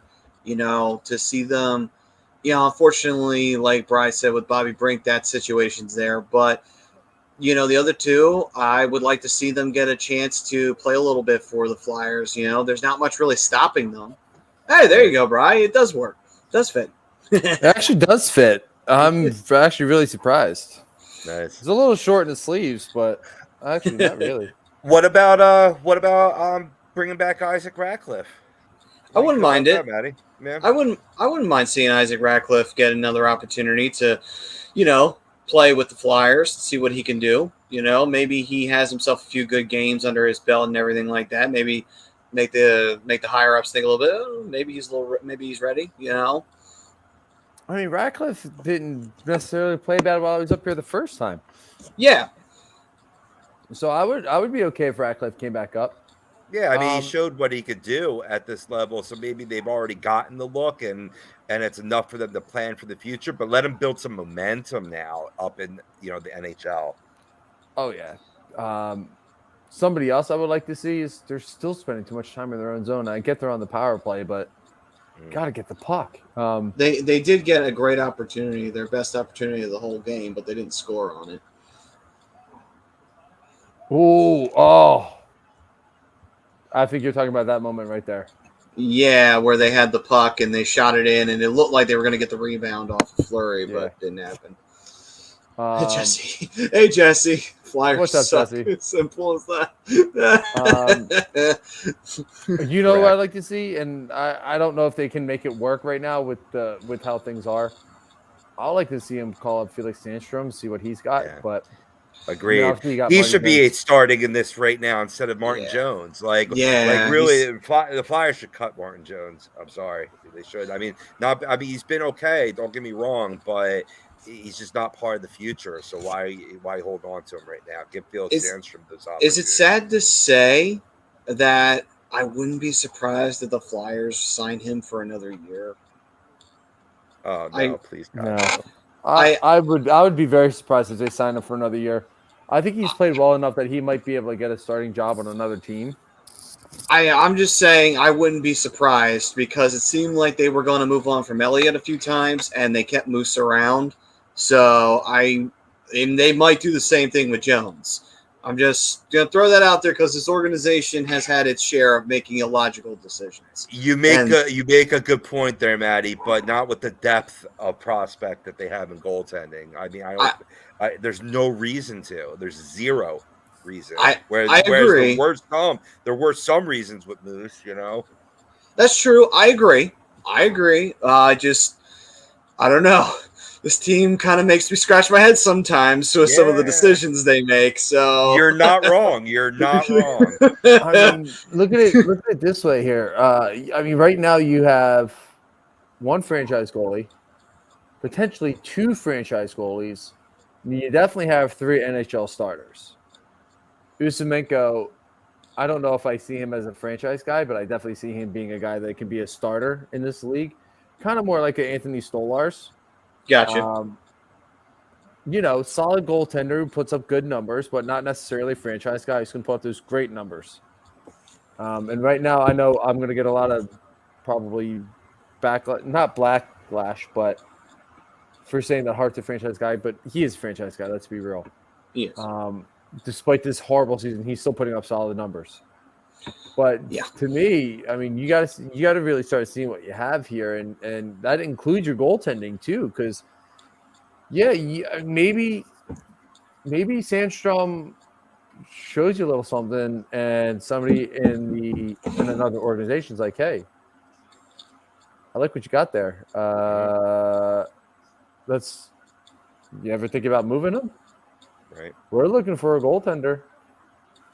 And you can get either draft capital or maybe get a really solid young prospect for him, especially if he is everything that they say he's going to be.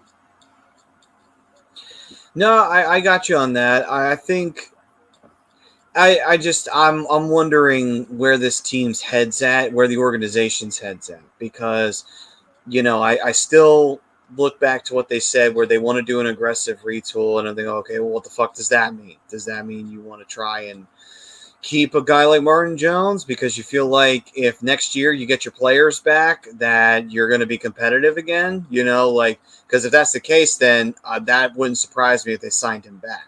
That's the thing that is always playing in the back of my mind. That's why, and they didn't trade him at the deadline either. So now, don't get me wrong, I don't think the market was spectacular for backup goaltending, but goaltending, you don't get everything you want back half the time anyway. You get very late round picks most of the time, or another goalie. But I don't know. I'm still a little unsure of where this team's head's at. And once we kind of get a more clearer image as we get into the draft and when we get into the offseason and the free agency re-signing period, I think we'll get a better idea of where the Flyers are looking at and what they're planning on doing for next season, which, again, that to me is why I'm still debating, are they going to re-sign Jones or are they going to let Jones walk and bring up a Sandstrom or an Ustimenko and see what they can do and have them play with Hart next year? I mean, that's still up in the air to see what happens, but Sandstrom's what? He's flirting with 26 years old, isn't he? He is. I'm not saying that you shouldn't try and bring him up now.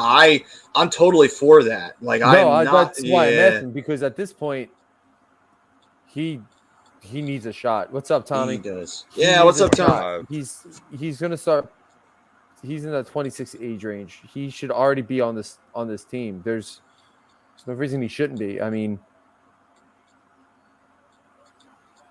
if he really shows off and he really plays well up at the NHL level, we should say you just don't move him and get something for him. You know what I mean? I got you. And no, I'm not against that either. I'm really not. It's also, just on the other side of that, Matty, is if you don't move him and he still plays well, not only do you have a really good starting backup goal tandem, you have a potential really good platoon tandem that gives Carter Hart a little bit more days off, especially if he's in a funk, which all goaltenders fall into at some point. Yeah. I mean, honestly, like I said, we'll have to wait and see. A lot of the possibilities are there for good stuff from for Sandstrom and from a Hart combo right there. Oof, boy, Flyers got lucky there. That almost was put home for a fourth goal, but right before that pass, Matty, all 6 Flyers on the ice had no idea where the puck was. Wow, that's just incompetency at a new level right there. Whew. That's impressive. But y'all have saying can't watch anymore after watching for 46 years. Damn. I don't blame you. I don't blame you. It's hard when the team's not really coming out with hunger and compete all season long. I mean, at this point, you're just in mop-up duty, but it will get better if you want to take the rest of the season off. I respect that, but I see good things for this team. Moving forward, there's a lot of good young talent here. Ted saying, absolutely, I'm at 100%, Robbie. Ted saying, is this team terrible? Do they not care? Do we blow it up? What are your thoughts? 3 hosts. Well, my thoughts have been that this organization is trash and that we are slowly putting ourselves into a Buffalo Sabres bullshit where we are perennially rebuilding and not competing because we refuse to do an actual rebuild. We try to just do retools. And so that's where my head is at. Bri, I believe you're more in the ball game of you don't need to do a full-on rebuild because you already have some pieces here right now, so it's not necessary to do a hard restart. Rob, no, just go out and you just go out and you fish in free agency and see what you can find as far as vets go, and you give the talent that you have here already. You make sure they get the shots, and again, injuries play a part in why this team has been so bad.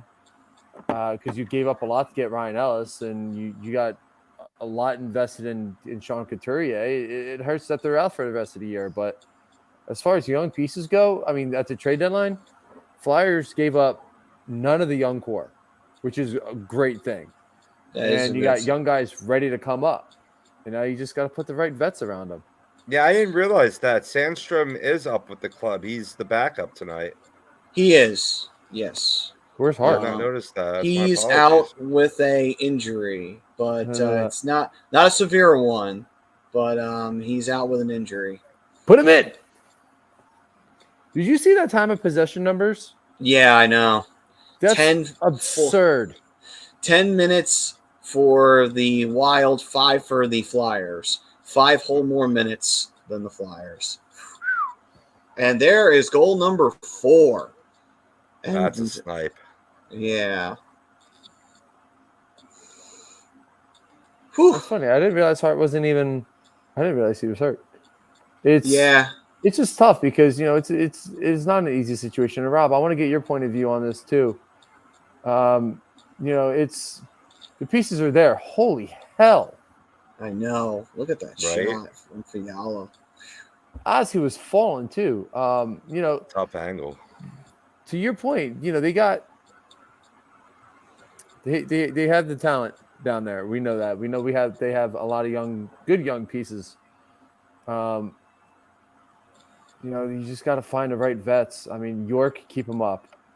Zamula, find a way to get him up. Allison, I know he's hurt. He needs to get here as soon as possible because that kid's a dog. Yeah. Get Bobby Brink on his ELC. There's just a couple things that they have to do to get these young guys ready. And, I think Hayes is a good guy to have on this team. I think McEwen is a good guy to have on this team. I thought Mayhew was, but, we'll take him. But,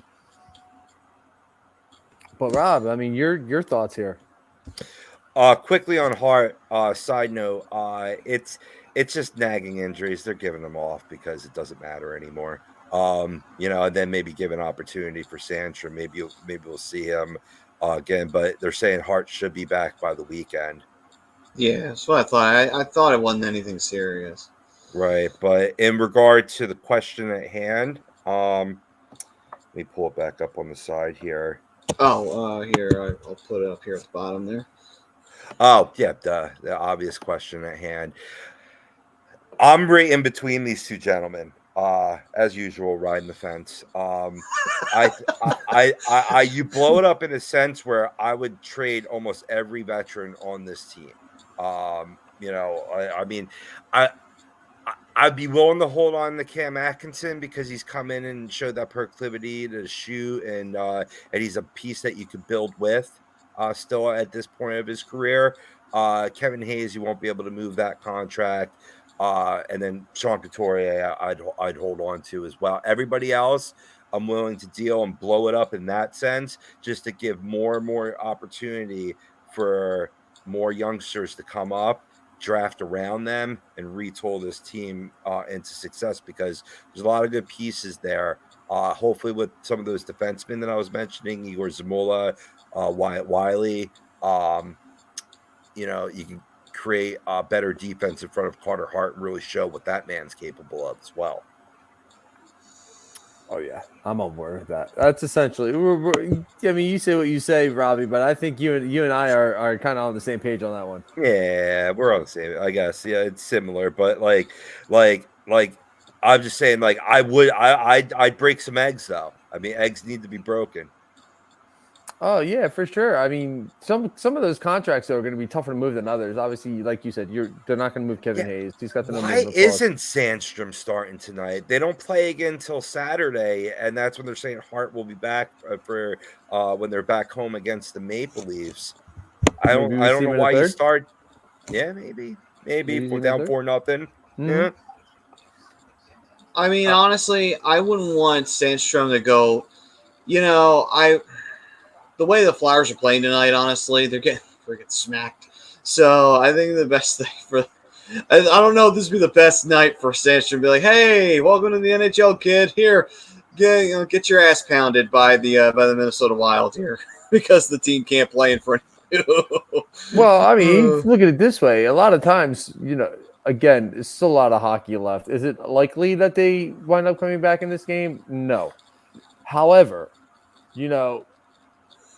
sometimes that change of the goaltender can absolutely, spark a team up front, because then they realize, like, hey, guys, we're not playing well. They just pulled the goalie. We got to step up here. So a lot of times teams will step up. And I've seen the Flyers step up with that a few times this year, that when the goaltender got pulled, they stepped up and played better in front of the goalie. So could be another situation here that could happen, but I mean, Mike Yao seems to not want to do some of the smart moves. So I wouldn't be surprised to see Marty Jones out there for the third period. Mm-hmm. And let's see.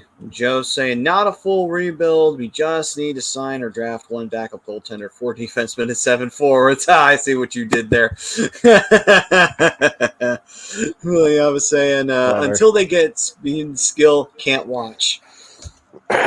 Speed, yes, they have some skill. It's just some of these veteran guys that, just got paid that kind of annoy the shit out of me. Guys like TK. He's been better of late, but he's still not, they drafted him to score goals. He's not scoring goals. Is he making some nice setup plays? Absolutely. But he's not scoring goals. They need to score him. He needs to get back to being that 20, 25, 30 goal scorer that he was when he first came up in the league. Yep. See, Ted saying, are vets going to make these guys show up to game, though?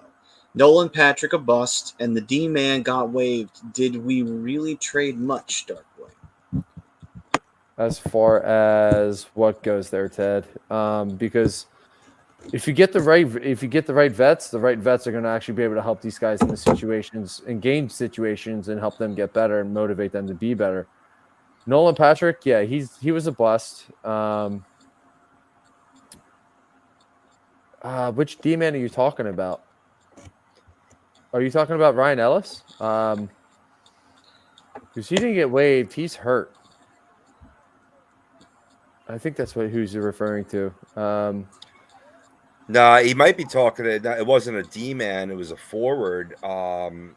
Gary Mayhew got waived. Oh yeah, maybe. That was stupid though. I was not a fan of that move, but I turned into one. He was playing well too. That was the weird part of it. When it Still happened. is. Yeah.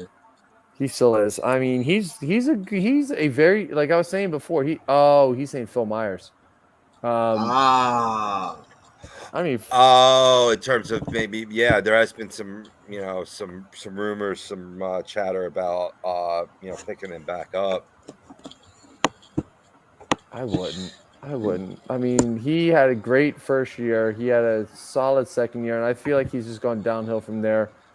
And especially with how good Nashville's defense is, especially when you have your captain is your lead defenseman, and you're still getting waived. That to me that says a lot about the player that he is, and he was If it's undrafted as cheap well. enough, though, Brian, you bring him back and you got to prove himself again. Start at the bottom in the AHL. You know what I mean? Like, and just add it for depth. Yeah, I mean, I guess you could do that and put him on like the taxi squad or something, but I don't know if I'd put him in the NHL lineup. All right, so let's see here. Anthony saying Flyers through the years weren't consistent. When the Legion of Doom was playing, they can't get away. They can get away with not being consistent because they had good players on all three lines. Benny's Nation saying, nice snipe, still a bad goal. He needs to be hugging the post, as he was referring to that last goal from Fiala. And then Joe was saying Legion of Doom was 24 years ago. And it was. It makes me feel so old. Ted saying, you think if Provy knew where this team was going, he would have resigned? No. I don't think he would have at all. I think if he knew where this team was going, if he had the gift of hindsight, his ass would have been on the first bus out of Philadelphia. I still don't know why the Flyers didn't try to move him at the deadline. They could have gotten a nice return for him. And no, they couldn't have. Look at what they got for Giroux. Well, okay, that's a little unfair only because it was the only team Giroux was willing to go for. I know. But you're not wrong, though, that this organization can make stupid decisions. Liliava saying should have traded Coots 2 years ago. Could have gotten a lot back. Jesse saying, I'd first dump Comcast, wouldn't we all, and get rid of every veteran, free up as much cap as you can, and build this team and spend money selectively. Agreed. And then, I mean, I'm 100% on point of dumping Comcast. That's probably their best move to make. Yeah. And Jesse saying, I don't like anyone on this team making $8 million a year. Dump them. So if you're at $8 million, get the fuck out. You've passed the throw. You've worn out your welcome. What did I see the other day? Right now, quietly, JBR has 17 goals on the season. I'm rooting for him to get to 20 and have another team get interested in him and be like, yes, take him, please. Yes. Well, that's the thing. Next year's the last year of his contract too, so it might be easier to move him to a team that has that cap space. So, and I believe Rob said it last week that his last year of his contract salary comes down, so it's not as much of a hit on the cap. And he could be a solid contributor. He does a lot of the nice things away from the puck that you want. And he's not a fast guy, but yet he moves down the ice fast through technique. Like, this is why I was in favor of having him as, like, a third line winger on this team, a potential leader, someone that's been here for a long time if you combine the two stints. But now that you're moving in this new direction, I think that's a prime suspect that needs to go. For sure. Yeah, I mean, like, I get Jesse's comment here. I mean, Jesse's more on point with you there, Maddie. some guys, I mean, it's just the market, guys. Like, there's not a whole ton that these organizations can do. You can't just let a guy like Coots walk away at the age that he is, especially coming off of a year that I believe when he signed a contract extension, he won the Selke. You can't just let him walk. You got to sign him. You got to keep him here. I'm fine with His biggest issue is just he needs to stay healthy. I'm fine with Coots being like. I'm fine with giving Coots a shot. I have no problem with giving Coots a shot.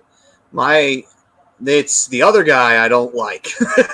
I'm fine with Coots. It's Hayes I'm not a huge fan of. Although Hayes has been, to be fair, Hayes has been playing better since coming back. So I can't take that away from him. He has been contributing, especially with helping Farabee. So, to be fair, still don't like the contract, but he has responded since coming back. Sometimes you need it. Sometimes you need a little bit of time, a little space to get the head right, even if it is an injury. My thing is with him earlier this year, I don't know if he was ever able to get to 100% or he just re-aggravated his injury. Yeah. But now he seems like he's definitely playing better. He's playing with a clearer head. And I think he's playing really well with Farabee, to your point there, Matty. Yeah. And Joe saying, 1st of March 2020, prior to the shutdown, I was convinced we were winning the cup. How did it go to shit so fast? The Flyers' momentum died. They were the hottest team in the whole league. League shut down for 2 months? 3 months there? It was a while. And then they do the bubble. And then Flyers did pretty good in exhibition games, but they were exhibition games. I don't know if the other teams were really taking them all that seriously. And then you go to the first round, and you got rocked by Montreal. You're like, whoa, what the fuck is this? And then the Islanders just said, oh, well, we know how to shut these guys down. Just do what we did to the Capitals and what we did to the Panthers. That's exactly what they did. They shut us down. Wasn't much else that we could say about that. I mean, if you look at some of these teams, they're just built bigger. And then they do have those skill players. Islanders have Barkov or Barzell, and Panthers have Barkov and Huberto, and just look at the entire Tampa Bay lineup; they're all skilled. Yeah. Flyers do have that. I don't think they have the right coach in place to really get the best out of these players. I mean, Mike Yao is a solid defensive coach, and should be an assistant coach. I just don't think he has what it takes. I don't think he has the wherewithal to really be a head coach anywhere. I mean, he had some success in Minnesota, but I also thought he had a better team in Minnesota than he has here. If I'm Fletcher, I'm going after a guy who demands the little shit. And I thought this team was going to be better under Yao, and I was way wrong on that. They've actually gotten worse with Yao. So if you can get a guy who can demand the best and will demand the best and knows how to get the best out of his players, I think this team doesn't take as long to rebuild because, you have that guy that can pull the best out of guys like TK. And, I mean, look at how bad that Boston team was not very good when Claude Giroux took over. And look at what they've done since. And the other thing, too, is you got a couple lines, and I get where the situation is now, but a lot of the season, they spent their with essentially 2 fourth lines. Slow guys, physical guys who don't really shoot that much. But then again, that's the entire fucking roster right now is guys who don't shoot. But I digress. All right, gentlemen. So the second period has come to a close, so it's time for us to go into our intermission. But before we dive into that, the sponsor of the second period reactions was Specialized Physical Therapy, Dr. Paul Vidal. If you got any aches and pains, he's the guy to go see over in Burlington and Cherry Hill. Hey, like we said before, if you have anything that's bothering you, like you got some type of issue with your muscle, or maybe you got some ache somewhere, it's just like it will not go away no matter what you do, he's the guy to go see, ain't he, Bri? Absolutely. Go check him out in Cherry Hill or Burlington County. A lot of the people that he has there, they all are very good at what they do. They know exactly what they're doing. They'll give you a regiment based off of what is ailing you. They did that with my shoulder, and I'm not even going to lie to you. My shoulder is probably stronger now than it's ever been. So definitely go check them out. All right, and with that, we now go to our second intermission topic, which is the current playoff races currently going on here in the NHL and who is in and who is currently out right now. So in the West at this point, Colorado is at 98 points. They are very much in control of the Central Division because the closest team to them is the team that the Flyers are playing tonight in Minnesota. Minnesota has 84 points. Colorado has 98 points. My God. I think they won that division.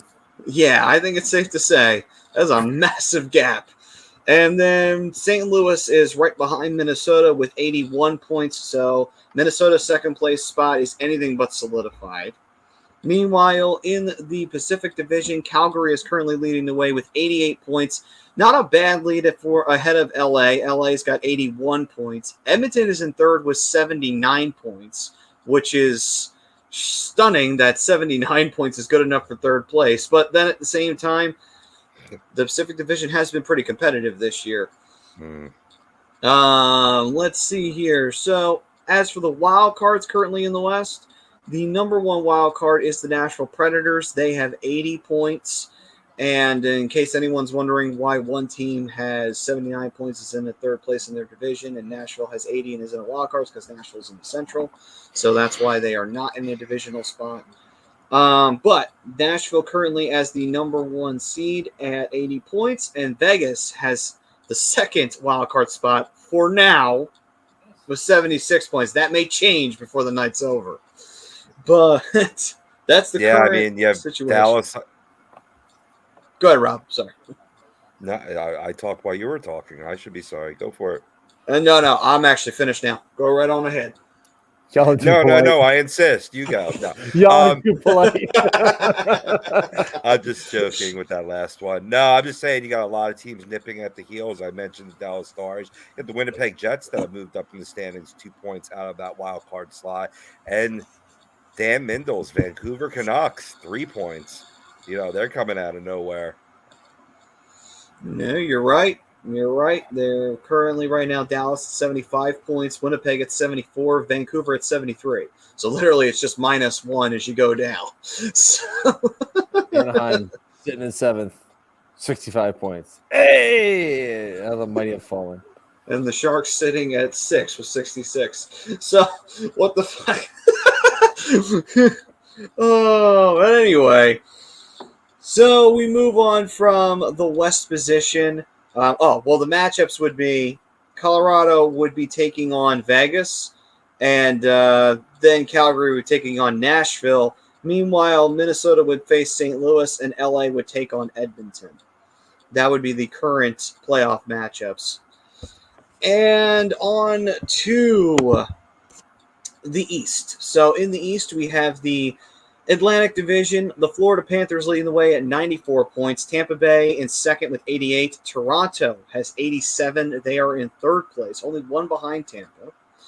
Meanwhile, in the Metro, you have the Carolina Hurricanes with 95 points, the New York Rangers with 91 points, and then Pittsburgh in third place with 90 points. And then in the wild card spots, Boston with 87 points is currently the first wild card. Washington has 84 points, and that's pretty much it because the gap between Washington and Columbus is pretty high. And Columbus has 69 points. So, going to pause for middle schoolers to start laughing. All right, now that the middle schoolers have done laughing. Yes, so 69 points for Columbus there, and we now have the East set up as it is. And we've got Carolina. They would be taking on currently, because they have one more point than Florida. They would be taking on Washington, so that would be a rematch from 2 years back when Washington was the defending Cup champs. Boston would be taking on Florida. Those two teams do have history with each other. Florida did eliminate Boston when they went to that Stanley Cup final back in '96. So there is some history there. Meanwhile, the Rangers would take on Pittsburgh, which is a rivalry, and Tampa would take on Toronto. And that's not a rivalry, but it's two teams that definitely are competitive in their division and would like to, kick each other out of the playoffs in order to get to the next round. So that's the current situation going on. The situation is very fluid in the West. I just hate where Anaheim is trending right now, and it's down. And I know they're dealing with a bunch of injuries too. The one thing that really, I'm looking at the standings with you guys. The one thing that really stands out to me is three specific teams' goal differentials right now. You're looking at the Carolina Hurricanes. They have allowed 161 goals this year. Really? They have scored 225. What? Holy shit! For a goal differential of plus 64. Holy Just wait for it, Maddie. Wait for it. It gets better. And I scroll down. Actually, 4 teams. If you look at we're going to look at the 4 division leaders. The Colorado Avalanche, 184 goals allowed, 253 goals for. That's a plus 69 goal differential. Holy shit. That's almost 100. Calgary has, I think this is actually the least in the league, honestly. I'm going to go back and double check that. Calgary, no, it's not, actually. Is it? Hang on, let me look real quick before I actually make this comment and confirm it. Yep. Yep. So, who am I looking at? Calgary. Calgary has allowed the least amount of goals in the league right now at 160. They have to get on a way to score 231 goals this year. Troy, somebody say 69. 71. What did he say? Somebody said 67. That's a can of worms you don't want to open up with me right now. So Calgary's goal differential is a plus 71. They have allowed the least amount of goals in the league thus far. Again, by 1, but it's still the least amount. And if you look at the Florida Panthers right now, they have a plus differential of plus 73, giving up 191 goals and scoring 264. So to say that is, I feel like it's absolutely absurd that these teams at the top of each division are just absolutely absurdly good defensively. And they're figuring out ways to score all the time. They have probably some of the most creative offenses, high-powered offenses, and guys who just, to be blunt, fucking shoot the puck. They just shoot the puck. That's all they do. They spend a ton of time in the offensive zone, which helps as well. And a little bit of something that the Flyers should be taking notes on right now. Yeah, they definitely should. Definitely should. Oh, but in case anybody is wondering, which you probably aren't at this point, the third period has begun, and the Minnesota Wild are still up 4-0, although the Flyers did come out a little bit of fire. They had a couple of decent shots on Fleury, but none of them went into the back of the net. Currently 30 shots on goal for the Wild, 17 for the Flyers. I'm always been a big advocate that it's not always about the quantity of shots. It's all about the quality. Now, correct me if I'm wrong. Fleury had a shutout in his first game with the Wild, yes? I do believe so, yes. 2 shutouts with the Minnesota Wild and 4 starts? Somewhere around that 3, range. 4 starts? Yeah. Fuck. I think Minnesota might be making that appearance, like I said, in the Western Conference Finals. They might be pulling off some upsets. Well, my hope is to jinx them. Shout out for Fleury. Yes, I'm cheering for wins. So Joe's just got called for high sticking, so the Flyers will go on a 4-minute power play because there was blood on Farabee. So I was going to say, where's their blood? That's apparently a show. Yeah, lots of blood again with two teams that don't normally draw it on each other. Real quick, boys, I wanted to kind of take a quick peek. Oh no, never mind. We can get to that after the third period and around the league. I thought Gotcha. there's a lot of good games going on tonight. I wanted to kind of highlight a few at some point. Gotcha. Is Bobby's was saying Ottawa and Nashville. It's been a really good game too. yeah. Joe saying Flyers stink. How come we don't poop face in the tank? Wouldn't it make more sense than we could rest our arms on the tank or even have a surface to place some snacks or a good book? Somebody's been watching South Park. Rob's laughing. He knows what episode I'm talking about. Yeah, I certainly do. What do you do? Oh, I take off my pants all the way off and then I turn around. I thought that's how it's supposed to be.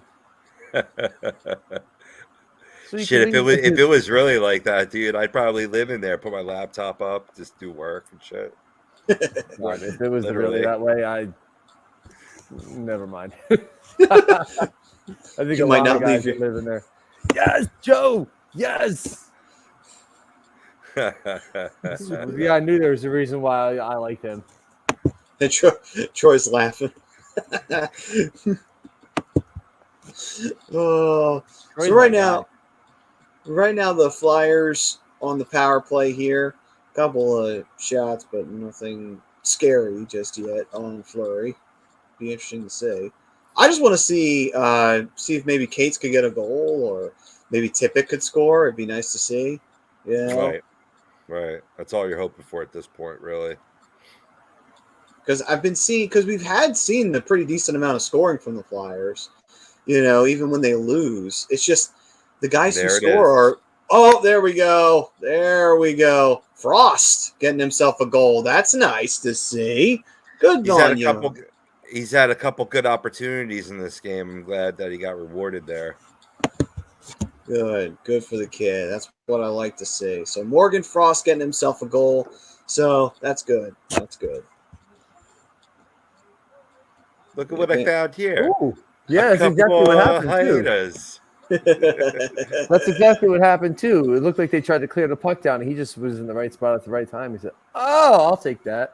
Good things happen when you crash to that. Absolutely, I'm a big believer in that. You got to get the dirty goals. And I jinxed it.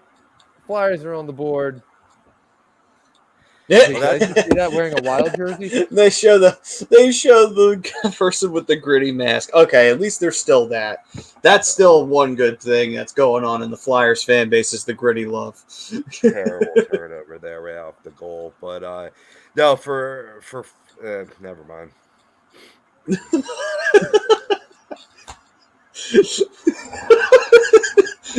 the hell is that?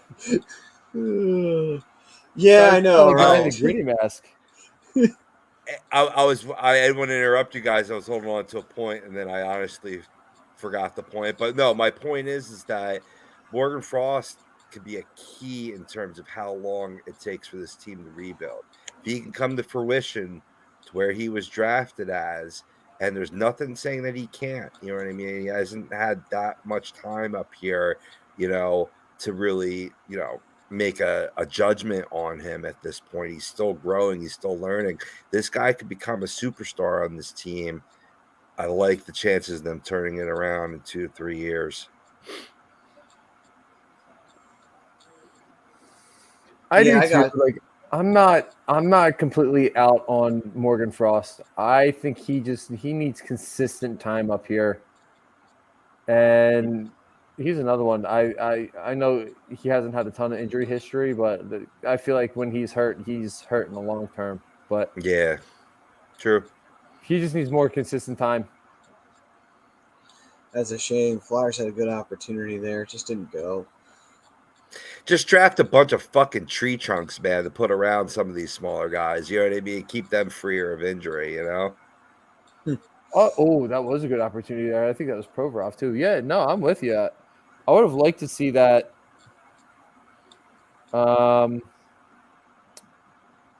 You go out and get. I don't want to necessarily say a Nick Delorier, but you get a guy who, not necessarily, has to drop the gloves, but a guy who's going to sit there and if Frost takes a nasty hit, he's going to come up and give him a nasty hit. So, just a little not necessarily an enforcer, but like a gritty grinder, I guess you can say. Get him a grinder, just to kind of like not even play. I don't even know where to put. I don't even necessarily know how to put it, but like, just you need a guy who's going to be physical. Yeah, agreed. Yeah, there is definitely that lack of size and that lack of physical presence. That doesn't help anything. It makes it harder for the Flyers to stay consistent, and it makes it hard for the Flyers to really, at the end of the day, get anything going a lot of times, especially in the offensive zone, where there are times where they'll just get flat out trucked in the offensive zone. And it's like, well, there goes that offensive push. It was nice while it lasted for all 5 seconds. It was a nice end trade, nice rush, 3-on-2. Yeah, the Konechny,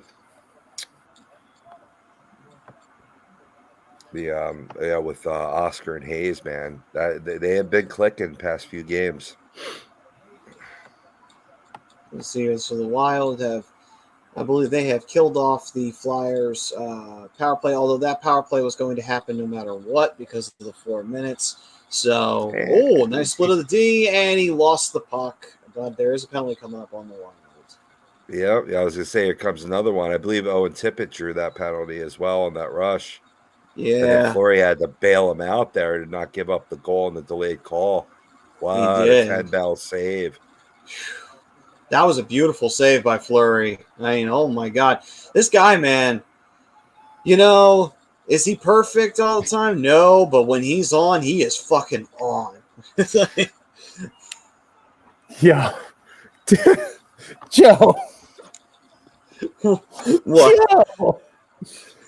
Damn.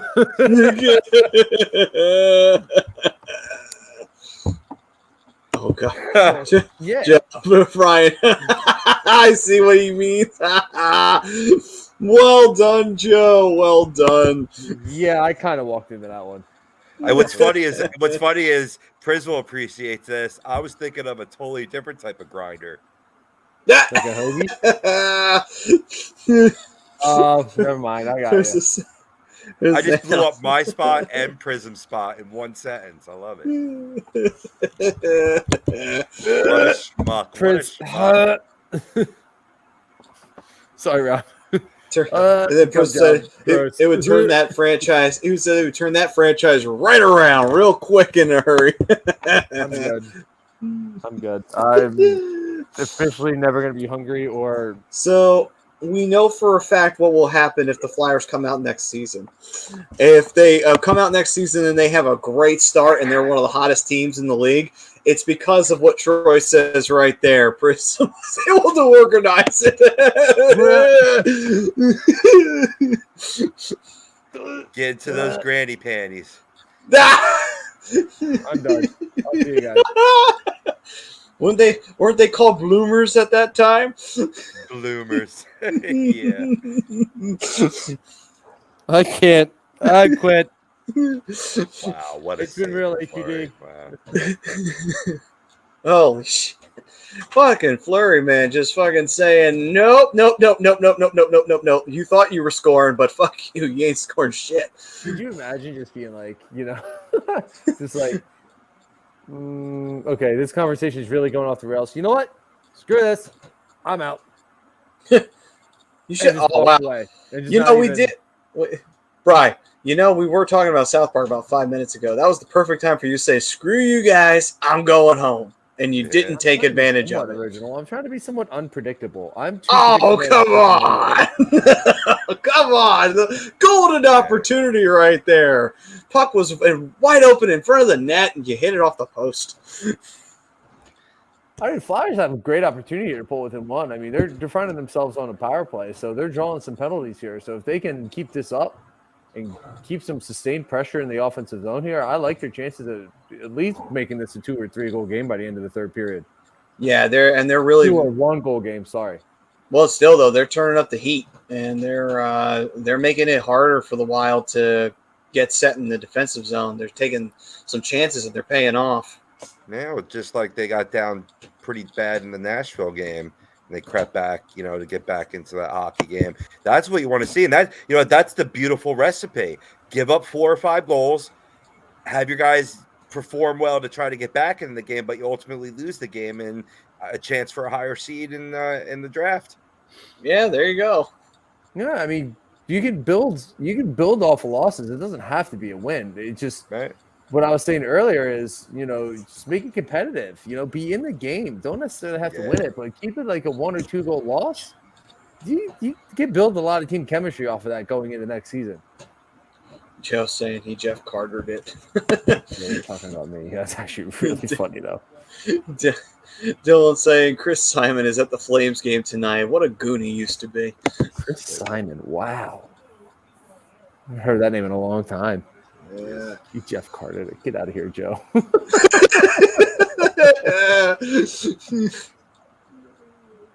Oh, God. This is why the fam is so important to A2D, because of that. Why our fan is the best. Our fan base is the best. They will roast your ass on a fucking spit real quick.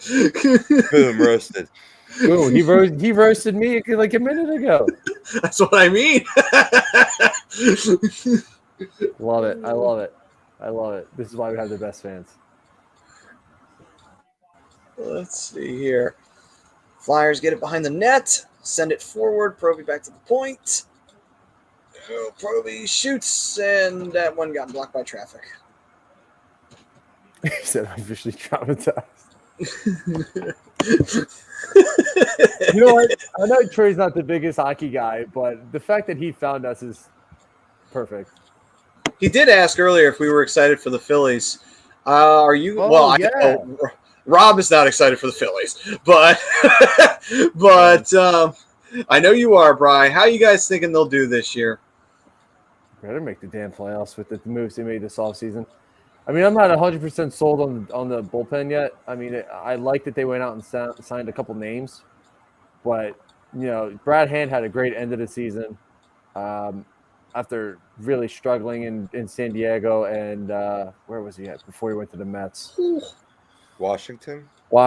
He struggled in Washington.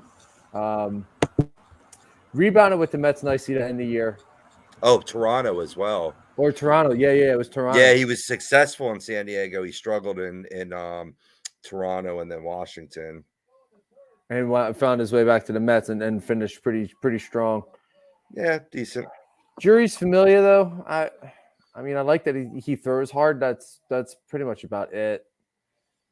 Yeah, but coming from someone very familiar, when his sinker is on, he's untouchable. So he's an arm that you can guys utilize if you have a good judge of character, which you guys do. And Joe Girardi, being able to tell when a guy's on or not, he can be utilized. He could be a shutdown reliever, for you at times. It's all about how you utilize Familia.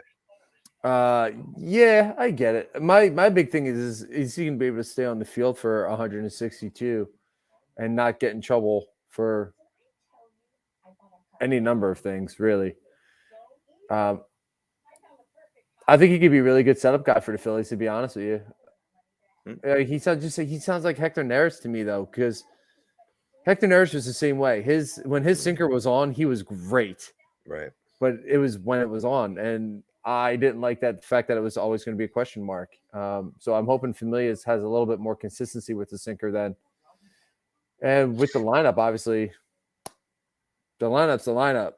Schwarber, Castellanos, Harper, Hoskins, Didi, Segura. I'm extremely excited for this lineup, especially if Bryson Stott can make the opening day roster. I think he's going to help push Didi a little bit, because if Didi doesn't perform and Stott does, Didi's going to find a bench. And then I was interested on that trade that they made today with Adam Hazley. I don't know if you saw that, Rob. What was his name? McKinley Moore? Yeah. Don't know. I think that was more about having room for Moniak, as well as Stott. Because there's a chance that you see both Didi and Stott, where Stott is your opening day third baseman. According to Tommy was talking about that. I was at the studio last night for the first time in 2 years. Yeah? Yeah, it was great. Yeah, I went to go see Tommy Chop. Yeah. Oh man, I miss them up there. I miss all you guys up there. Truth be told. Has he done anything different to the studio? Or is it still pretty much the same? No, a little different. Yeah, a couple tweaks. Looking, the decor. A little shelf with nice trophies, nice art. Sports memorabilia. It was Awesome. looking good. It was looking really good. Awesome. I'm glad you got to get down there and see him. Yeah, we've been talking about it for weeks. Finally had an opportunity. Yeah, but yeah, I'm excited. I'm excited for this Phillies team. I'm expecting playoffs. I don't want to necessarily say they'll win the division because they still have to compete with the Braves. I know the Braves don't have Freeman anymore, but they still have a very dangerous lineup. Right. You still got to worry about Dansby Swanson and Albies, and Acuna is going to be back. He's going to be 100%. So they still got a filthy lineup. They still have a solid bullpen, and obviously their starting pitching is still a question mark, but their lineup can hit.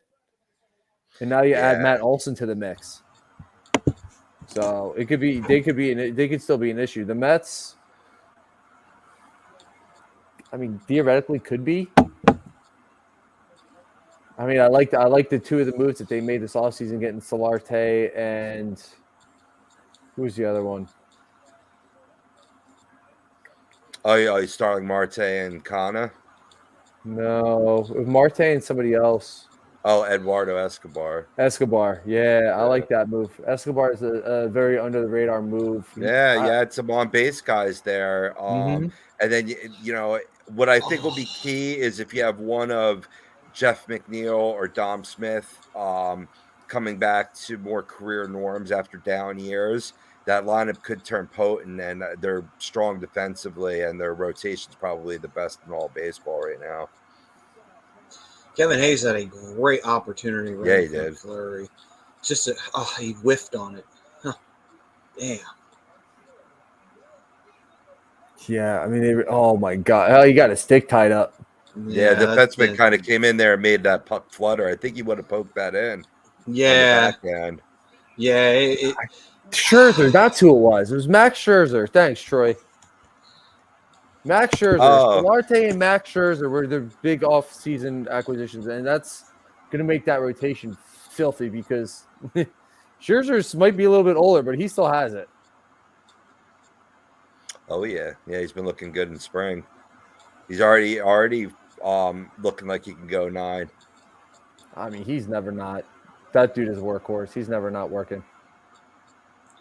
They showed the record. Minnesota is 11-0-1 against Metro teams this year. Wow. They really love the Metro. they've been a strong road team. They've been even stronger at home. Were they 23-7-1 at home? Jesus, this team, man. I don't know. Maybe they got something this year. Maybe it is their year. Possibly. Who the fuck knows? Maybe it isn't a 3-peat for the Tampa Bay Lightning, like some people are saying. Possibly. Just looking at the West, I mean, if Colorado, continues the trend of strong regular season team, poor playoff showing, I could see it being Wild Flames in the Western Conference Finals. Yeah, quite easily. I agree. I think that the Wild have a very good shot of showing up. I don't know who the second team would be because Vegas is probably going to either miss the playoffs or get themselves eliminated in the first round. So there goes my theory out the window. Oh, well. It's all right. I got the winner right 2 years ago. I'll take that as a win. I was just shooing in the Flames there to keep Dylan happy. Oh, okay. Well, hey, it's a good choice, though. I can't argue against it.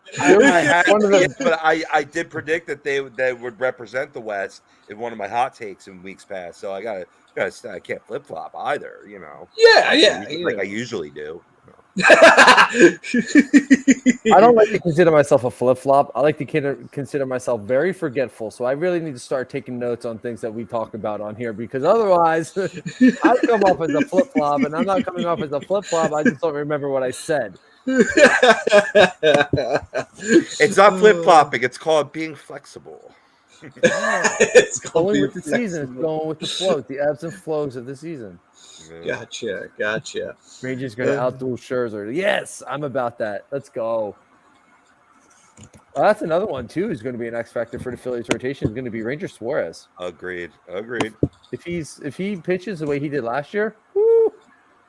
Yeah, he's just got to show that over longer innings. You know what I mean? Build up that innings count, and if he does, I was very impressed with that arm. Very impressed. All right, definitely needs some stamina. That's the only thing that I thought was his biggest issue last year. And then again, he was coming off an injury too, so you didn't really want to overdo it with him, which is well and good because he looked great. Now you kind of get him for spring training, you get him warmed up, you get him to throw, you get him stretched out, and you just let him throw. Obviously, you're going to take the usual steps during the season, maybe like 6 innings, depending on how he's doing. Maybe like in another week, stretch him out to 7. Obviously, depending on how he's pitching too, you're not going to obviously pitch him 7 innings if he's getting crushed. But I'm excited for this team. I'm expecting at least a wild card. I'd be happy with the division, but I'm expecting at least a wild card. Dave, we've got Rosca saying, "Are you ready for WrestleMania 38 Night 1?" I mean, I've been keeping tabs on it. I haven't been watching, so I'm not necessarily 100% ready. I guess I might be like 50% ready. And I'm honestly not all that excited. So I'm really not. I hate to say it. I mean, I'm not. There's a couple matches that are intriguing for WrestleMania, but I'm not overall. Like, I think it's meh. Yeah, I'm feeling the same vibe. Like, anytime you get Stone Cold Texas, though, that's got to be. Well, nice, right? Okay. That's one of the things that's intriguing to me, though, Rob. Is that and bringing Stone Cold back to whoop Kevin Owens' ass. Let's go. But I don't even think it's going to be a match, though, right? I don't know. I don't watch anymore. It's not going to be a match. It's going to be a KO show. But you know how the Rattlesnake is, and you know how Kevin Owens is. There's going to be some fist thrown. Oh yeah, they'll talk hot on the mic, and then it'll stunner him. I mean, maybe they'll have a little stunner war there because doesn't that like Kevin Owens does that move now, right? As well, he does. Yeah, he even has an Owen 316 shirt. I mean, oh, that's where this stemmed from. Okay. I mean, not to really like run down the thing right now, but like just the matches that I'm looking forward to is the women's championship match on both ends. Yeah. Especially after what Bianca Belair did on last night. I'm looking forward to the men's championship matches and like maybe like 1 or 2 other matches I'm looking forward to, plus the KO show I'm looking forward to. Like everybody's freaking out over Cody Rhodes coming back. Meh. I mean, I don't get why he would create a brand that is doing incredibly well and then leave to go back to the WWE. It's kind of like it's a spoiled son showing, look at what I can do, and then he takes him back, like and there's heartwarming. I never liked Cody. I had respect for Cody because of the Rhodes name, but I don't miss him in AEW one iota. It's just crazy to me because he created that, and it's so successful. And anybody who's a wrestling fan, a lot of people have dumped WWE for AEW. A lot of people. You have athletes that are dropping the WWE to go to AEW right now. Yeah. But Cody Rhodes drops AEW to go backwards. That makes no sense to me, especially after he's one of the guys that created it. I don't know. Although I'm sure he was probably negotiating for a position of power, so he might have gotten a few bones thrown his way, and that might have incentivized him possibly to. And now he makes his debut at WrestleMania. He makes his comeback at WrestleMania. Come on, stop it. I don't know. I don't know. I don't know why I still watch it, but I do. The first time I heard about it, though, I thought that was a work anyway. I thought, there's no way Cody Rhodes is leaving AEW. Why the fuck would he do that? Right? That's what I said. I said the same thing. I'm like, that's his baby. Why? Why would he leave that? Especially when it's, I mean, let's be real. It hasn't even peaked yet. No, not really. He was just showing that he could be a main event guy despite Vince McMahon, and he got him to admit that. You know what I mean? And that's why there's this big to do bringing him back for WrestleMania. I think another part of it too is that when Kenny left on this hiatus, I think there became a power struggle in the back between Cody and the Young Bucks, and I think the Young Bucks have been getting their way more. Just that just as an observer, a viewer, I have no insider knowledge on that. Still, though, that would make sense since you had so many bookers back there. That's not a surprise a power struggle could ensue. Right. I mean, right. Didn't And there's Cody... been a lot more gimmicky stuff with like bringing in Danhausen and so on and so forth. But and that sounds like Bucks all the way because they're very gimmicky kind of wrestlers and love that stuff. So, right. What were you gonna say, Brian? I don't know. I was gonna say, isn't it the Young Bucks and Cody that actually created AEW, or was that somebody else? No, well, they worked with hey, look who's chiming in now that we're talking a little wrestling. It's Ritz doing a little, definitely if you're not on Twitch. He smelled us talking about the wrestling. That's what it was. It was perfect timing. Yeah, if you're not on Twitch, get on Twitch, follow Andy. He's playing he's probably playing, I think, Fortnite. So definitely go check him out on that. Yes, when we're done. And ask him all the questions you have. If you have any questions wrestling related, check it out. Go ask him.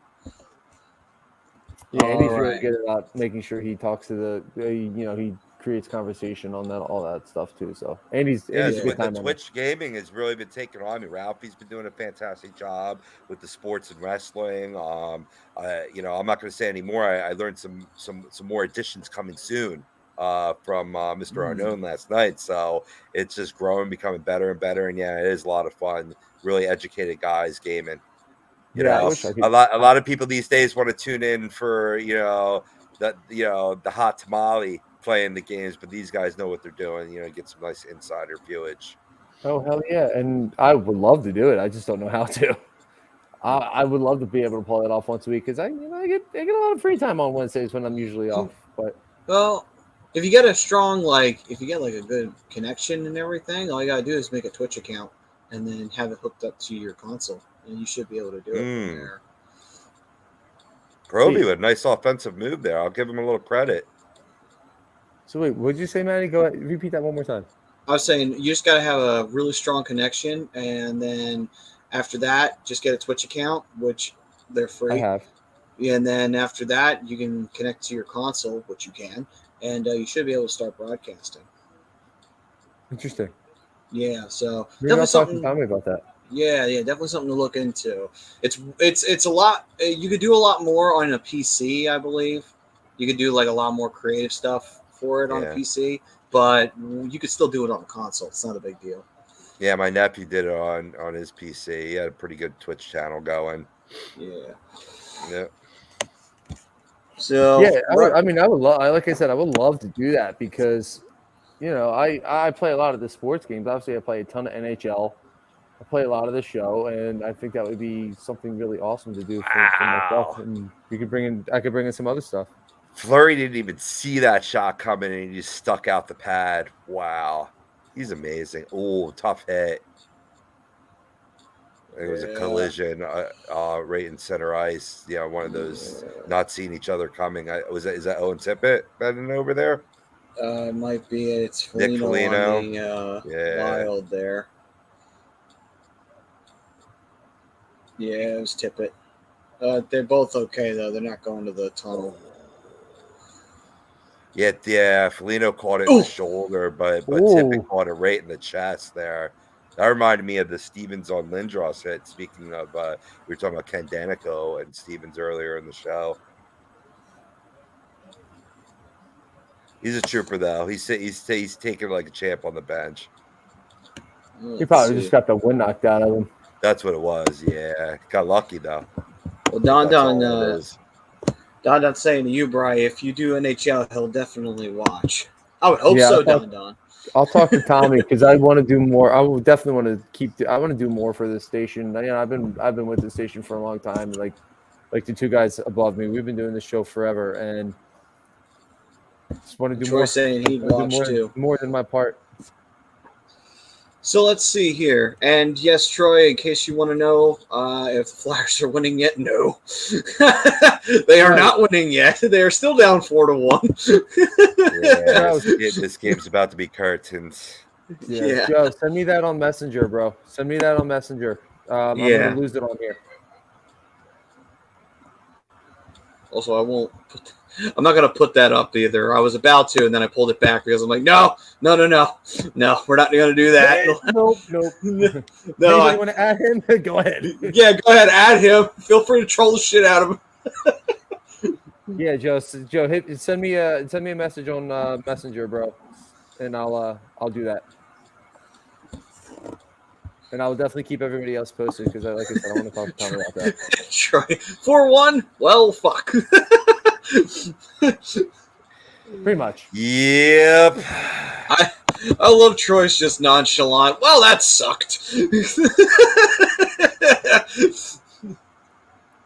You know what, Maddie? As this third period winds down, I'm sure you want to give love to some of our sponsors here. I'm almost tempted to jump into some of these other scores around the league that are a lot more entertaining than this game was. That's not fair. That's not fair to say. There was some entertaining moments of this game. It was a good third period for the Flyers. I thought they did a much better job getting some more pressure, more sustained offensive time, and it's a shame they just they dig themselves in a hole and they just can't climb out. On a note too, I think there was a guy in the front row, not like behind. The Flyers officially eliminated from playoff contention. There you go, boys. That's what I'm fucking talking about. Getting your asses eliminated from the playoffs. That's what we're doing for. That's what we live for here in Philadelphia. We suck again. Yeah. Oh no, we suck again. That's trash from Miami, 10-0 in the spring. Okay, so we go through third period sponsor, and for all the comments out there, for everybody out there who's been commenting in the fam, all the newcomers and all of the regulars, of course, as always, we love you guys and we thank you very much for everything you guys do for us. And those are brought to you by Gleason's Bar, which is located in 6700 Mill Creek Ave in Levittown, PA. You use promo code A2D for 10% off of your order whenever you dine in, take out, or you go online at Gleason'sBarandSteaks.com. And our third period sponsor is FanUp. Listen, guys, one thing I'm going to throw out here that you should guys consider, and that's becoming an A2D member, because it's $9.99 a month, and you get some perks like appearances on shows, members-only streams, shout-outs, and weekly sports picks from the Money Pot Podcast and Willie Vegas. You can use those picks from Money Pot and from Willie there. You know, all you got to do then is either go to BetUS, like we talked about earlier, or go to FanUp. FanUp, it's the best way to enjoy fantasy sports. If daily NBA contests, and then, of course, MLB will roll around, and then football season will come back. So, you know, some big opportunities to make a little bit of cash, and you can win great prizes. You sign up today, use the promo code A2D for 5,000 bonus points and a $50 value at fanup.app is where you can go to grab it. And, you know what, make yourself some nice little cash on the side. Before you know it, you're getting paid to be an A2D member. You don't even need to worry about it. $9.99 a month. Well, Anaheim's down 1-0. Oh, off to a ripping, roaring start. Hey, and it's almost at the end of the first period. And Dylan saying 1-1 in his game. McCarr just got a power play goal there. He's unbelievable. McCarr, yeah. Yeah, Miro is Troy. And Troy, let's fucking go. We suck. All right. So now that we've got that ready to go. Oh no. I just saw him pop up in the background. Oh no. It's you know who. Oh no. Do you have anything to say? Anything to say, Mr. Brodo? Anything at all? I was just in here doing some maintenance. I come in peace. I come in peace. Okay. What's up, okay. Brodo? Do you think I have anything to offer after that loss? Do you think I have anything to offer? I thought you might have some, creative little graphic that you might have available, or maybe you might have a nice comment for Mr. Daly, and his Ducks thought maybe. Why? What did Daly say? Go ahead, Pope. I haven't done anything. I find that hard to believe. I was just going to say, Brodo had his hands filled with Tommy dealing with the 2-point loss to the Bucks tonight. If anybody that was watching us missed out, go tune in. They gave a tremendous post-game reaction. Thank you, sir. Thank you. While I'm here, I just want to say, I had so many people in that little post game tell us, "Oh my God, how could Sixers fans live with ourselves? Oh my God, can you imagine? How do people blame the fans? It's like, forget the Sixers. Do you know what Flyers fans deal with? You think we have it bad? Right. Good God! The Flyers still exist. We're straight begging for change on the street while while Sixers fans are still inside enjoying a warm meal. Yeah. You know what I mean? I can't. Well, that's the thing. Anytime that a team loses, especially in this city, it doesn't matter if it's the Sixers or the Flyers. Everybody acts like the fucking sky is falling. We dealt with the damn process, ladies and gentlemen. The Flyers haven't had. I mean, Carter Hart. I like Carter Hart, but for my entire life, the Flyers never had a goalie. Jesus God. I'm just passing by to say the level of respect I have for you three gentlemen, even you, Daly. But I'll throw you in there. I'll throw you in there because you come in here every single week, regardless of the slop that is the Philadelphia Flyers, and you leave it all out there. And you don't woe is me it. You don't say, oh, woe is me. Oh, we're so deprived. No, you come in and we say, we better win this hockey game. We might stink. We might not be a good hockey team ever again, but we better win the freaking hockey game. It would be nice, right? I mean, it would be really nice. What do you say every week, Matty? That this organization is what? Trash. Well, I say that this organization shit, but at the same time, the organization can be shit. But for that one night, they could get at least one win for us while we're doing a live reaction. It would be nice to react to a win for once. I mean, if it makes you feel any better, Anaheim was sitting at first place at one point in their division, and now they're in second to last place in their division. If that makes you feel any better. Listen, maybe the Sixers need to go down after today's game. They need to go back and watch the Mighty Ducks because maybe you need a good knuckle puck. Maybe you need Connie freaking Moreau to finish off the game for you. Maybe you need it. I'm going. Never mind. Well, Joe just wants to say hi, Brodo, and he said, "Fire Glenn Rivers. Can we get it trending?" Actually, I'm kind of not against that. I don't know if he's the guy personally, but again, Brodo will attest to this. I'm not the biggest basketball guy, but I think they have a good roster. I just don't. Hey, save the wins for when they count. Let them give them a false sense of confidence here. Yeah, the Sixers are still in a good shape. If they finish 1, 2, or 3, they're gonna have a good matchup.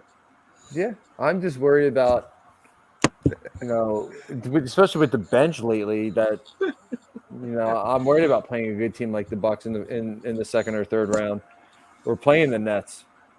We're playing another team that could finish in front of them. I don't know. The starters I'm fine with. It's the bench that I'm worried about. First, I'm saying, Proto, you've been hanging out with Jeff Carter. then Proto responds with, "I'm angry, Pris." Don't confuse anger for cocaine rage. I was going to say, I don't think he's been doing coke off of any stripper's butt cracks. So, yeah. I mean, that's probably why Jeff Carter is still able to stay so fit and is able to continue just scoring goals. He hasn't given up the strippers and the coke. I mean, that's probably what it is. Hey, man, if it's good for you. Hey, I will say this. Yeah. I will say this. Mike Richards still looks like he's in pretty good shape. He is also a professional fisherman now. Oh, well. Hey, at least he got into another pro. He's a pro of something else now. So there you go. He's a 2-sport athlete. If you want to call fishing a sport, I mean, I fish all the time. I'm just, okay, then. I'm surprised you wouldn't say that then, so that you could be considered yourself. I would. It's a sport. All right, so let's see here. So into the third period topic, we go to around the league. So we have those scores, and it's time for Rob to take it away to give us our live scoring update. Well, yeah, I don't want to. I know it's normally Brian's thing. I just wanted to highlight two games in particular that were really barn burners tonight. Really, like affecting the standings big time. You got the Maple Leafs visiting the Boston Bruins. That was a barn burner. 10 goals scored. Maple Leafs come out on top 6-4.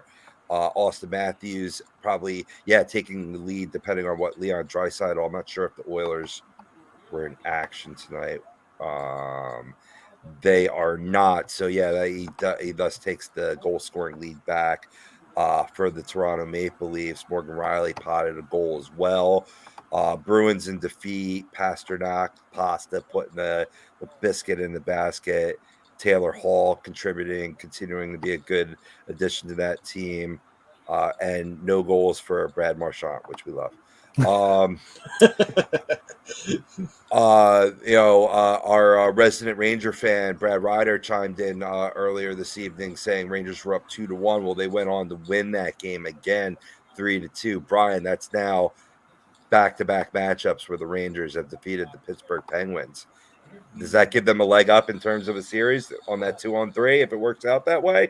I'm not sure what their season series is at right now, but if we're talking playoffs, I think right now, the Rangers have all the momentum going into that series. Right. Because it's not necessarily, I mean, that wasn't as bad as the win that they had the other night, but that's the Rangers kind of having their number and starting to get into their head. And, if you can get a 2-game lead into that playoff series, if you're the Rangers, that's pretty comfortable. Sure. Holy shit, I just saw one of those scores between a certain team down south. I'll let you get to that one, Rob, because I'm sure it's on there. But I was going to leave that to Brian since he's up in there. Okay, gotcha. Now you're going to make me have to open up my phone. I'll pass those sports. I'll gladly do it. Like I said, those were the two games that I was referring to that I really wanted to touch upon. But yeah, I mean, that's another good game too. Talking about, the two juggernauts, Tampa Bay Lightning, Carolina Hurricanes. Unfortunately, Lightning for the Hurricanes, the Lightning go on and win that game in overtime, 4-3. Let's see here who scored for Sebastian Aho, Nino Niederreiter, and Seth Jarvis are your Carolina goal scorers for the Tampa Bay Lightning.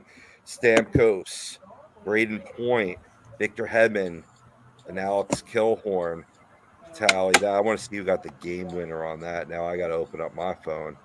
So while you guys are opening up your phones Stammer. for the scores, Stammer got it.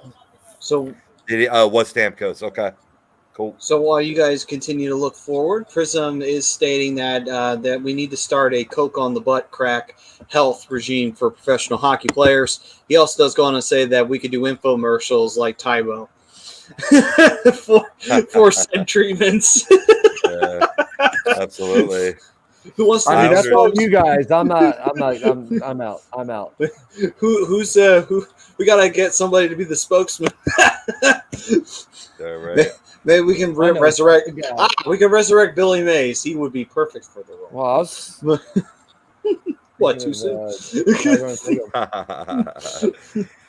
Other action, in little lesser contested contests. Excuse the redundancy there. The Panthers defeated the Montreal Canadiens 7-4, handled them quite easily. New York Islanders put a little thorn in the Blue Jackets' playoff hopes tonight with a 4-3 victory. And currently, right now, games in action. Well, I mean, besides the 4-1 loss that we gave live reactions to earlier in the show here in favor of Minnesota.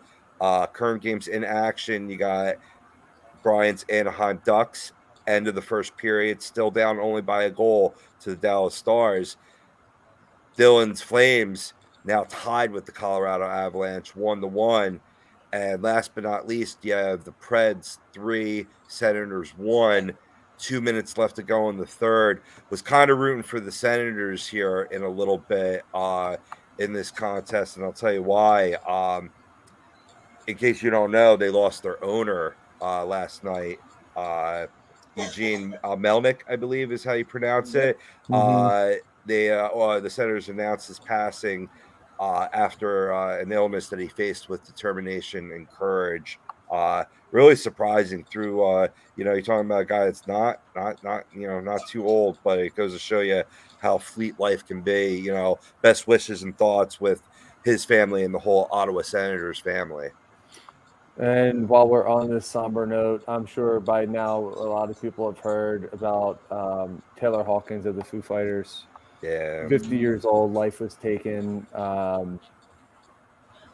probably about a week ago now. It's just that one hit the rock world. That one hit me a little bit too. I've gotten to see the Foo Fighters live before to really hear how he plays and how he is live. He amazing person and amazing rock star, and he's going to be missed in the rock world. The Foo Fighters have canceled all dates for their tour, so as they should. They're going to take time and mourn the loss of Taylor, and that one stung a bit. I've listened to Foo Fighters for a very long time, and I was very shocked when I found that out. So my thoughts and prayers not only go out to the Foo Fighters, Dave Grohl, Pap Smear, and all them guys, but also goes out to Taylor's family and friends and those he was closest with. Condolences out to them. Yeah, I'm right with you, Brian. I mean, 50 years old. I mean, too young. They're still investigating right now. I don't want to come to, any conclusions yet until that's over. But there were some psychotropic drugs in the system, could have been prescribed. Sometimes that happens. But on a more positive note, yeah, I had an opportunity to see them twice, I believe. No, only once. Yeah.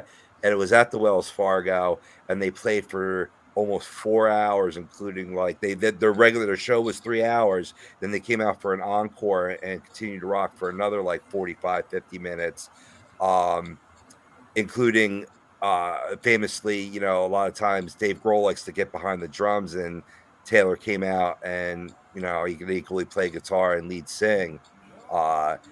They did a cover of Cold Day in the Sun, and when I learned of his death, it was truly a cold day in the sun. Just out of curiosity, do you remember who opened for them that show? I don't know. I want to say the Sick Puppies, but I can look it up. I know I was looking up the year I went, and it was 2013. I might have been at that show if it was the one I'm thinking. Because when I went and saw them at 2011. It was 2011. Excuse me. Sorry. Yeah, so I might have been at that show. Yeah. I remember Social Distortion was the opener. Ooh, I don't know if that was one. I don't know if that was the one, but I was at a Foo Fighter show at the Wells Fargo.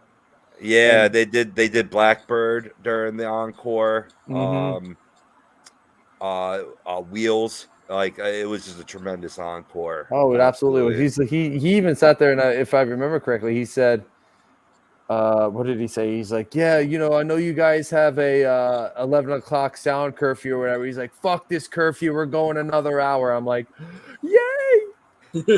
Yeah, I think that I remember. Yeah, I think that's what it was. Yeah, I think we were at the same show, man. That's pretty sweet, isn't it? Yeah, small world, right? Yeah, I think that was years before we jumped on with A2D, and A2D was actually a thing. Yeah. Look at us now. And Joe was saying Colombia isn't the best place for a recovering drug addict. They said his heart weighed twice the normal size. Sad outcome. Yeah, that's where they were. They were in Bogota, right? Yeah, I believe so. It's a shame, I mean, we've had a couple of real rough losses over the last couple of weeks. Scott Hall passing away, and then now you have the drummer of the Foo Fighters. And while I will say I like the Foo Fighters, were they one of my top bands? No, but I I definitely enjoyed their music. Like, I actually have a lot of respect for them and a lot of respect for Dave Grohl and the guys in the band, because they are all very super talented, and they did a lot for rock music, in an era where rock music has unfortunately gone by the wayside a little bit because rap and hip hop have taken over the world. For them to still be flying that flag and still be killing it, so much so they were selling out Wembley fucking Stadium. It's just like, that's a pretty fucking impressive accomplishment, in this particular era. Man, they were just, I mean, was I a fan of their more recent stuff? Not necessarily. I thought the last album they put out, what was it? Sound City? Something like that? I don't remember. But like, I the one with War. Yeah. Yeah.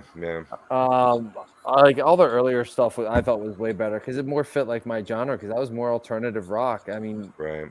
They were still classified alternative rock, and I know it's not the same as what it was, but for the Foo Fighters, and they're just, that was them. And even their more recent album that they just released I thought was pretty good. It got more traditionally back into the sound that they had back then, but I mean, it's a huge loss to the rock and roll world, and that band is never going to be the same without him. Even it's like Avenged Sevenfold when they replaced Rev. Yeah, it wasn't the same. Yeah, it's the sound is just not the same. It's just not. Plus, super talented guy too. He wrote like 4 or 5 songs off of one of their biggest albums ever, and he wrote songs like "Little Piece of Heaven" and things like that, and that really took a lot away from Avenged Sevenfold because they didn't have that anymore. So, but what I want to ask, since we have, since we're talking about them, favorite Foo Fighters song, like your favorite song that you go to when you want to listen to the Foo Fighters. I have a few that I like to go to. Monkey Wrench is probably one of the top ones that I always go to. That's a good one. I like Wrench. Or not Wrench. No, Rope. Sorry. Rope, White Limo.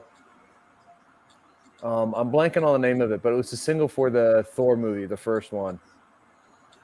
Oh, I forget actually. Walking here. I'm gonna look it up real quick.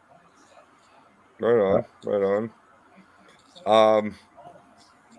I loved Everlong when it came out. I kind of got a little overplayed for me, but definitely something that when it came out, I listened to that song many times over. But one song that could never get old, times like these, that's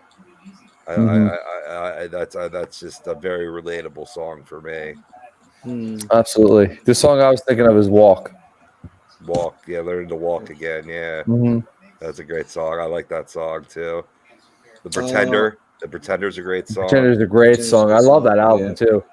All My Life is a great one. Pretender was one of my favorites, but Everlong was another one. I liked My Hero because it was actually about what's his name, who was on the 1980 USA hockey team, the goaltender. What's his name? Fuck. I thought he wrote that song for Kurt Cobain. No, actually, apparently it was about him. Apparently he saw him and he was a huge fan of that team, and he saw him, and it was an amazing feeling. Actually, that's why he wrote the song. I briefly heard what you said because I was reading something. You said 1980s, the Team USA. Yeah, the goaltender for that team. Yeah, Craig Patton. Thank you. Jim Craig. Apparently, Dave Grohl got to see him, and that was his hero. So he wrote the song about that, basically. Oh wow, nice. So that's always cool to hear. But there's that one right now, Maddie. Well, listen, that's what I heard. I'm gonna tell you this right now. That's what I heard when they were doing an interview on YouTube for someone who is a huge Foo Fighters fan. So listen, I'm just going based on that. I see him dedicating it to Jim Craig. Maybe that was it. Maybe he dedicated it to him, and they mistook that as that's what the song was about. Because I was going to say, if you listen to the lyrics, that doesn't exactly sound like the type of song you would write for a guy who's still alive. I mean, I may also take the lyrics in a completely different manner. So, it's the lyrics. The lyrics to each song are different for everybody. True. So let's see. But yeah, there's a deep cut called "Hey Johnny Park," and I did like that song too. Here we go. Here's awesome. the quote that supports you, Maddie. When Grohl performed the track on the Howard Stern show, that song was loosely based on Kurt Cobain. The rocker scrunched up his face and replied, it's kind of more about heroes that are ordinary." Oh, I see. Wouldn't you? I mean, I wouldn't necessarily say that Kurt Cobain was ever extraordinary. Yeah, no, true. But I mean, they kind of downplayed that it was about Kurt or whatever. But it could have certainly been about all the heroes in your life, True. large or small. True. No, absolutely. You're spot on. All my The life, Pretender Joe, for that's a good Jake. one. Yeah, no, for sure. All My Life for Joe. But yeah, I have so many different ones that I like. I mean, even if you look at some of the new ones, especially off the new album that they just released, Minutes to Midnight. Mm-hmm. Oh, Medicine at Midnight. Sorry, I was thinking of Linkin Park for some reason. Making a Fire is a really good song. Waiting on a War, Medicine at Midnight's another really good one. Chasing Birds is another really good one. Like this team, this band, they've played with so many different sounds and different things. This band it's never going to be the same. Yeah, but yeah, it's a tough loss. The rock world taking a tough hit, the wrestling world taking a tough hit, the hockey world taking a hit with Eugene Melnyk.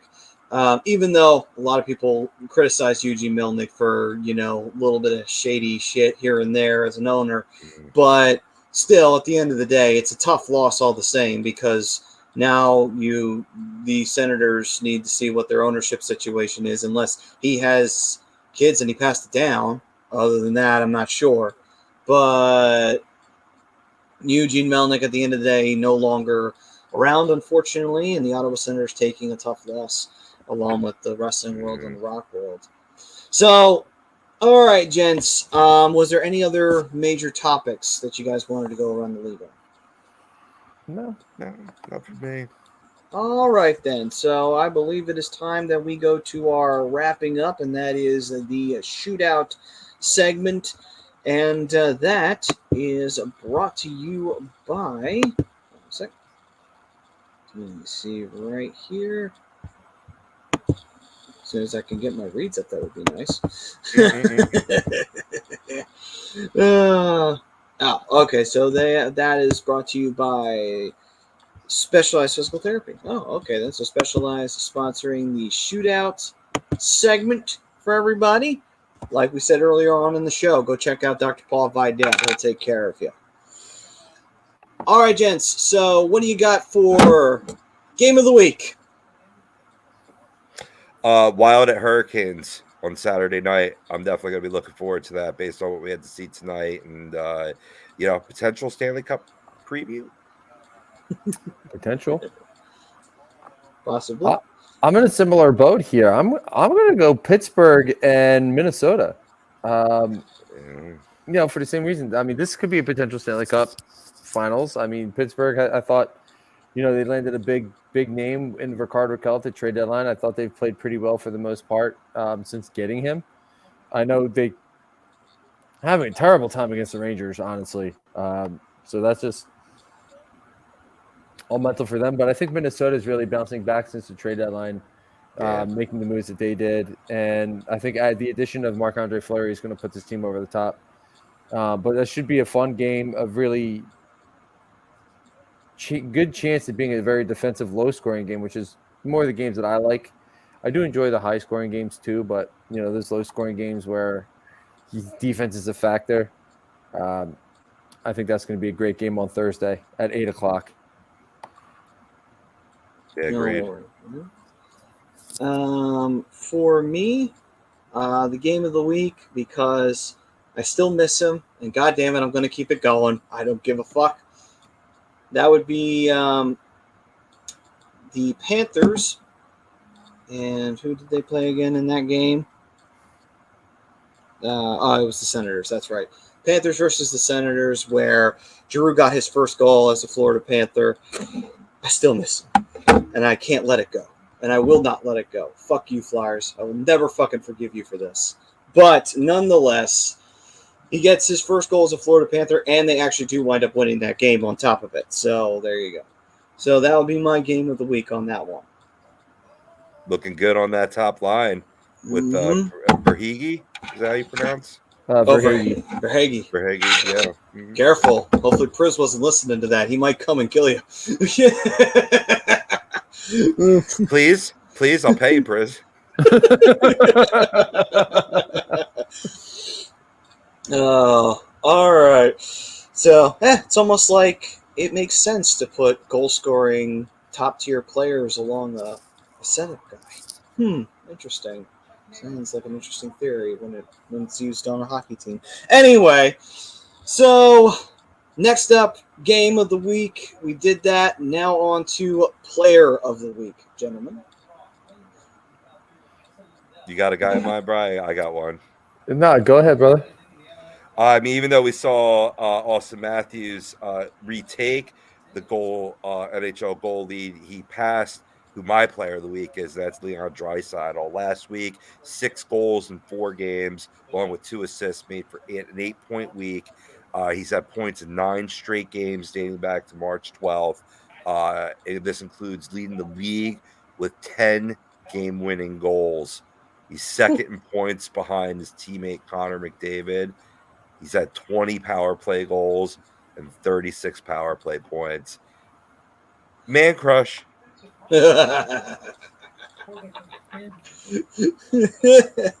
Slowly but surely building. Well, the German. It's understandable. It's very understandable. We should all be so lucky, right? All right. Brian, you got anyone you'd like to throw out there? Mine's not a player of the week, but I think mine's going to be more just like a player of the night, and that's Will Smith. No, Jada. No, I'm just kidding. Player hater of the year. I still can't get over that. But anyway, I'm going to go with Austin Matthews potting his 49th goal of the season tonight against the Boston Bruins. The reason why I'm picking him as my player of the week, more the player of the night, the man's on pace for 60-some plus goals. When was the last time we had anybody in the NHL score 60 goals in a season? It's been a while. It's been a minute. And Austin Matthews, and we're in the beginning of April with a full month to go. He's 11 away. I don't see him not hitting 60. If he doesn't, I'd be very surprised. And for me, my player of the week, I'm going to give it to, hey, listen, Dylan might be listening. He might not be. I'm going to give a shout out to Johnny Hockey on that one. So Johnny Hockey gets the player of the week. Great week from him. And the Flames, boy, oh boy. This is going to be an interesting year for them come the postseason time. Just saying, didn't Ovi, was it 4 or 5 years ago? I'm verifying that right now. What were you going to say? Answer your earlier question, Brian. Steven Stamkos was the last one with 60 goals in 2011-12. That's still very wild. Really? That's going Rob. Before that, it was like Pavel Bure in 93-94. Ovechkin in 07-08. So that was a little closer. It was 65. Mario Lemieux in 92-93. Mario again in 95-96. A lot of these are more in the 90s and the 80s. McGillney had 76 in 92-93. McGillney. Wow. Yeah. I mean, it's still been a while. You said what? Stammer did in 2011? Yeah, he didn't. Yeah. Oh, exactly. Talking about over a decade ago. Right. Yeah, Yeah. that's a long while back. Still sooner than I thought, though. I didn't think that was. I thought like one of the studs in the '90s was the last one to do it. Yeah, I would have guessed that too, but then you have Ovi and in 07, 08 and Stamkos in 11, 12. But before that, yeah, it's all the 90s and the 80s, and of course the great one with 92 in 81, 82. 92. He potted 92 goals in a season. Oh my gosh. He averaged a hat trick a game. Holy shit. I would defy someone to try and do that. Holy shit. I can do it. I can't even, dude. I can't even do it on rookie mode and be a pro in NHL. Are you kidding me? Oh my god. Anyway, all right. So that's our players for the week. And now on to our hot takes to finish out this bad boy. Gentlemen, who wants to go with the hot take? Go ahead, Robbie. I said it before. I'll say it again. The Las Vegas Golden Knights miss the playoffs as the Dallas Stars overtake them for the second wild card at the end of 16, 17 games left to go. All right. For me, Rangers sweep the Penguins out of the first round. Not even a win. It's been looking good like that. I mean, over the past two games, and it's situation building momentum. It's like, what have you done? What have you done lately? And lately, we saw them defeat the Pittsburgh Penguins 3-2 tonight, and 5-1 last Friday. So before that, so they're up 2 games. Let's see, go back and they're hopefully Penguins won in February, so it's 2-1.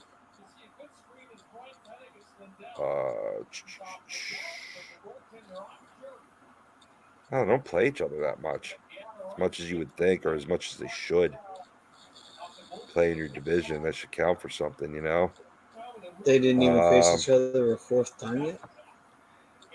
I'm scaling back to November. I mean, excuse my tired eyes if I missed a matchup, and maybe they face each other again coming up. Yeah, it's only been 3 times from what I see, and moving forward, yeah, they face each other again April 7th, and then that's it. Yeah, that would be the 4th matchup. Yep. So that will be their ending of their season series between each other. Interesting. Right. Interesting. Right. Former Flyer Derek Grant has tied up the game for the Anaheim Ducks. Granter. Nice. Good to see an old Flyer do good on the team he's going to be more known for. Third stint with the team. Yeah, since he spent all of about 2 cups of coffee with the Flyers. And I say 2 because the Flyers were in the playoffs that year. I still think letting the Flyers letting him go is a dumb move. He's got 12 goals on the year. Well, I think they offered him a deal, but he didn't walk. He ran his ass back to Anaheim, which, quite frankly, looking at the situation now, I really don't blame him. I think he just likes playing Anaheim. I don't blame him. He's wearing an A now, so cold weather, warm weather. I think it's an easy choice. Yeah. Philadelphia, New Jersey, Southern California. Yeah. I think it's a safe bet where you're going to favor. But anyway, Joe saying Ovi only 122 goals away from Gretzky. It going to happen. Telling y'all, it's going to happen. It's only a matter of time. All right, Bri, what you got for a hot take?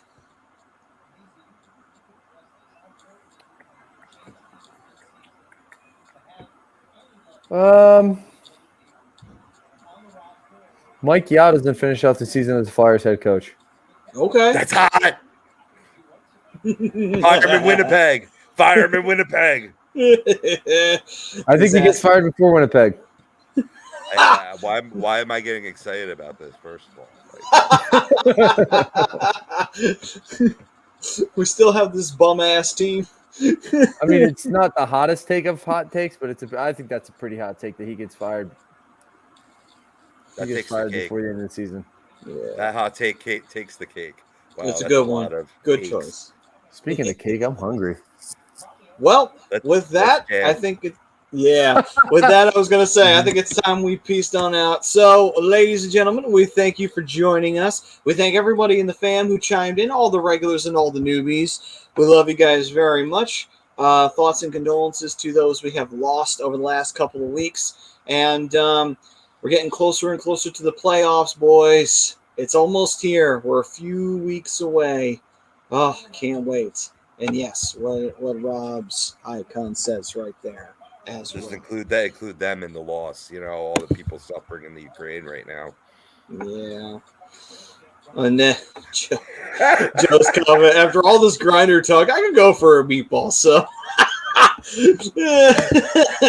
My man, Joe. Well said, Joe. I think that's a good way to finish that one. Hoagies and grinders. Grinders. Navy beans. Yeah, definitely. All right, guys. We'll see you next week right here on A2DRadio.com. Oh, before we head out, one last thing I'm just going to pop up here. If you want to get any of your merchandise, this is where you want to go. Right, Bri? Head on over to FiletDrinkers.com. Get all kinds of A2D merch there. Great novelty shirts, great show shirts, hats, all kinds of great stuff. I was at the gym yesterday. I was wearing my Thrust the Process shirt. Guy came up to me. He's like, yo, I love your shirt. Where'd you get it? And I told him, FiletDrinkers.com. Head on over to get your A2D merch. Let's go. All right, ladies and gentlemen, that will do it for this edition of the Hockey Happy Hour. Unfortunately, the Flyers take another L, but you know what? At this point, the Flyers, the more losses, the better the draft position, so it's not the end of the world. As for us, we continue our trek towards the playoffs, so stick with us. The big, exciting time of the year is almost upon us. We'll be here for every single second of it. We'll see you guys then, though. But Well, we'll be here. Listen, I have to exaggerate to promote. Come on. Anyway, we'll see you Don't lie guys to the next week. people. Oh, You're hush. judging this. Hush, you're killing my buzz. Moving on. Next week, we have another game for you guys. I know that these games haven't exactly been thrilling, but we got another one for you. And this one will be interesting because the Flyers will play Jake Voracek and his Columbus Blue Jackets. So that'll be next week here on A2DRadio.com. And we'll see you guys then. So peace and love, everyone. Stay safe and stay healthy out there. We'll see you guys next week. Ow! Taco.